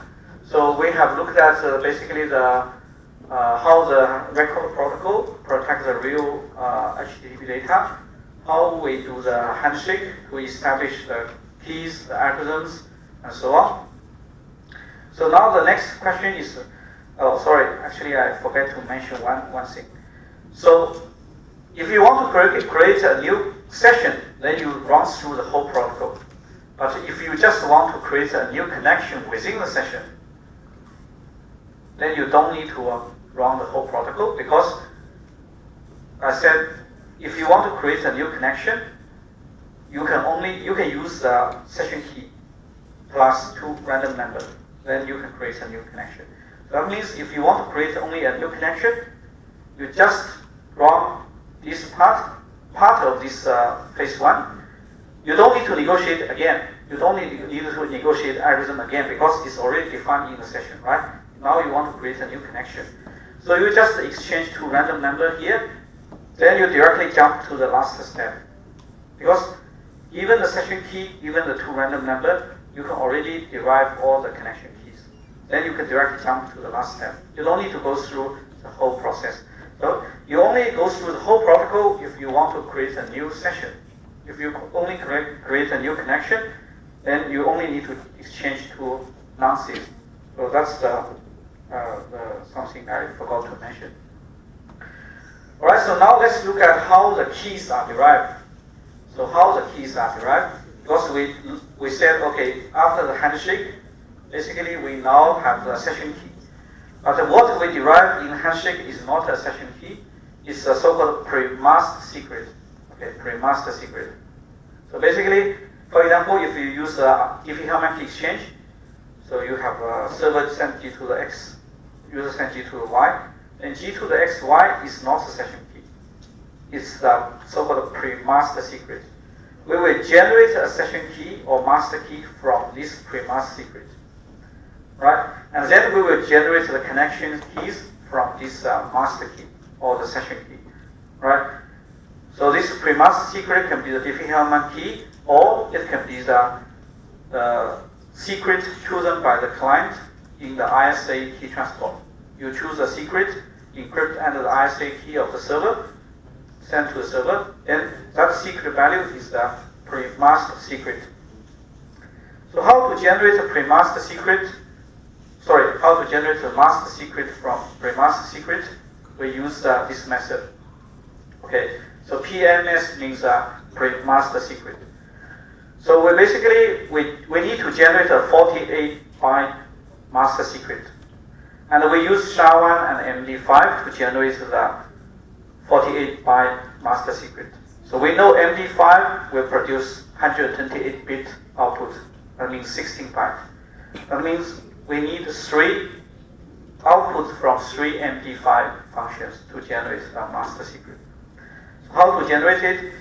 So we concatenate for the first block, we concatenate a label A. So A is just a character, English character A. So this is just a string with one character. This is just a label, nothing special here, just a label. Okay, same as in your assignment 1. This one is a label. You concatenate this label with your key, right? So this is a string concatenation. Okay. So here is the same. You have a label A. You concatenate it with pre-mask secret and the 2 nonces. You exchange at the beginning in the first phase. Then you hash, use SHA-1 to hash this part. You get the result, and you concatenate this result with the pre-mask again. You use MD5 to hash. It becomes a first block. Second block, you use the remaining parts are the same, but you use a different label. The label now becomes B and B. Okay, so 2 character B. And then you do the same process. You use SHA-1 hash. Then you concatenate this hash output with the pre-mask secret again. You use MD5 hash again. You get the second block. And then you do this for the third block. So now you have the 3 blocks. That's 48-byte master secret. Right, so for the third block, you use this label CCC. Okay, so if there is another one, we require another one, you can predict actually the next one will be a 4 character for what? 4D, yeah. So you can predict this is A, this is 2B, this is C, next one 4D. So this is just to make the label different, so that you can have a different output here and different output here. Okay. Again, here actually we assume the SHA-1 has something like a avalanche effect. If you change the label a little bit, then the entire output will change. So the master secret to the connection keys, the same approach. We just repeat the same approach. But the difference now is for the connection, actually we need a lot of blocks. Because in one connection, we have a lot of keys. Server will need to have the encryption key, authentication key. Client need to have the encryption key, authentication key. We also need to have the initial vector for the server, initial vector for the client. So all these will be generated in this key block. Basically, you generate a long key block, and then you take the keys one by one. You take first the client authentication key, server authentication key, client encryption key. Then next one is server encryption key, and so on. So you generate all these parameters using by taking the string from this key block. Right. So key block actually the generation is the same as in the previous slide. The only difference is now we generate connection keys from the master secret. Right. We generate the connection keys from the master secret. So this is how we generate the connection keys for one connection. Okay. Now that's everything about SSL. So we covered everything essentially. We covered how to use the record protocol to protect the HTTP data, how to establish security parameters using handshake, how to derive the keys for connections and for the sessions. So now let's look at the TLS. TLS has something different from SSL version 3, which makes it incompatible actually with SSL version 3. So the message authentication code function, TLS actually uses HMAC. So and also the TLS does not support this hardware-based encryption, right? So in SSL actually there is hardware-based symmetric key encryption. This is basically smart card encryption. So in SSL it supports like a smart card-based encryption, but in TLS we remove this one. And the major difference actually is in key derivation. So in key derivation, with SSL you use SHA-1 and MD5, and then the TLS we use a so-called pseudo-random function. And the pseudo-random function actually is also based on HMAC. And the details you will see in the tutorial, but this part will not be examined. Okay, just for your information. So PIF will how does the PIF look like? You will see it in the tutorial. So HMAC HMAC, basically we have looked at HMAC several times. How does it look like? This is the HMAC. Alright, HMAC basically is a key hash function. We hash, we try to use hash function with the secret key to create a message authentication code function. Right, so basically the structure is like this. You have a key, and then sometimes you may need to expand this key. So depending on the block size of the hash function.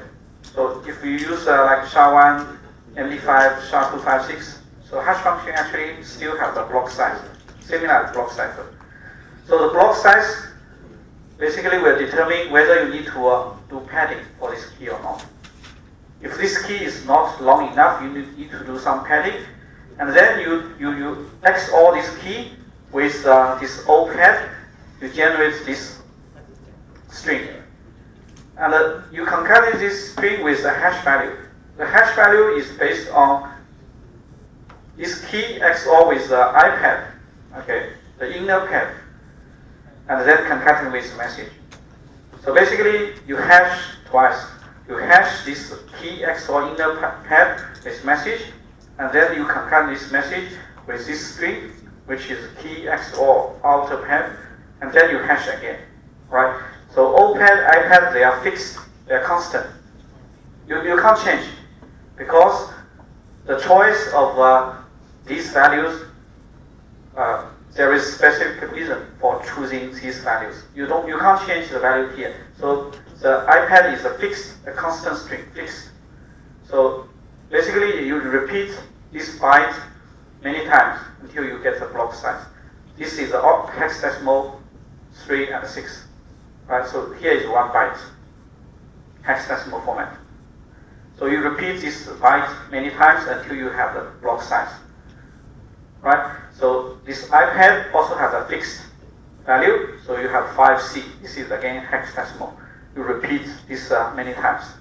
Okay, so this is how the HMAC look like. So here basically the idea is that, okay, if you have a key, you do this XOR, you generate actually a key.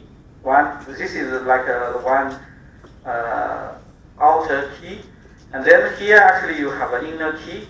And these two keys actually they are different, although they derive from the same K. But this value and this value, they just like two different keys. And you can see these two, actually we try to make sure the distance between these two is big. The distance between these two constant string is big. So maybe let me ask you one question. So you may ask why we make it so complicated. Why we make it so complicated? Why can't we simply use a simpler method? Simpler method is we just hash the message and we just hash the key and the message. Say if I want to create a MAC, we just hash the key, concatenate with the message. We use this as a MAC, message authentication code, right? Because if someone does not know the key, they cannot create this MAC for the message, right? So from the intuition, if the attacker does not know the key, then the attacker cannot create this hash value, because you must first need to know the key in order to hash this string and get the MAC. So you may say, okay, why don't we simply use this version? Actually, there is a reason. If we simply use this version, depending on the hash function, the construction of the hash function.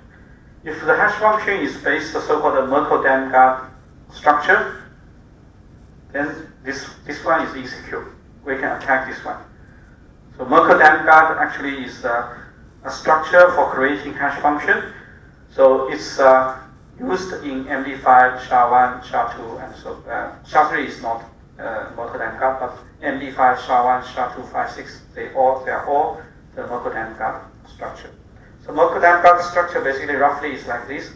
So you have a message, you divide message into blocks, and then there will be a compression function. You take the message, you have the IV, then you have the output, and then this one will go through the compression function again. So you just continue this process. This is the Merkle-Darmstadt structure. So if we simply use this method, you can see the key will be here, message will be here. So you can have a long message. So actually the attacker can attack this one. Why? Given this MAC, actually you can append something at the end, and then you can generate a new MAC, which is valid for the extended message. Because you can extend some message, you can continue. For example, here you already, suppose you only have this message here, you get this MAC, you can actually continue this process, right? You can append something else, and then you continue this process, then you get a new MAC here. This is the old MAC, this is the old MAC, this is the new MAC. This one will be valid, although you don't know the key. Once you get a MAC for this message, you can extend this message and get a new MAC, which is also valid. So that's why we don't use this simple structure. So in the history, before HMAC was proposed, actually we used another method. We put the key on both sides, in front and at the end, just to prevent this kind of attack.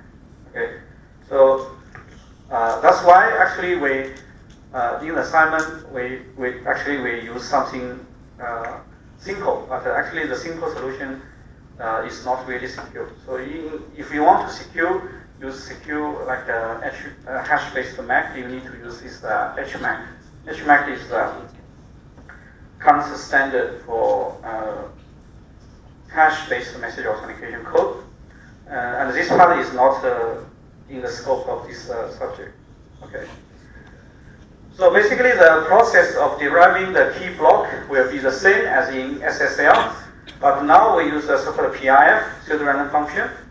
So use the PIF, play mask secret, and again here is a label. So in the afternoon class, someone asked me why you have mask secret and then you get another mask secret. This mask secret is just a label, a constant string. Okay, this is not the key. This is just a string to say now I generate a mask secret. Okay. Just like the E and A here, this is just a constant string. And then you have random number, you get the mask secret. Similarly, your mask secret, you have this label, you get back the key blocks. Alright, so that's for HTTPS, so which is SSL or TLS. And then one final remark is HTTPS use port number 443 rather than 80. 80 is the HTTP port number. So it will encrypt everything, essentially everything, for the web communication. Okay, so we will finish the class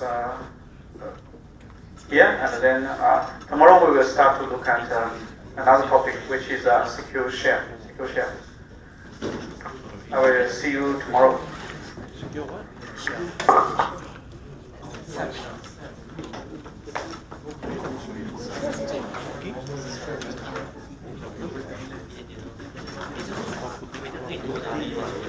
Ah，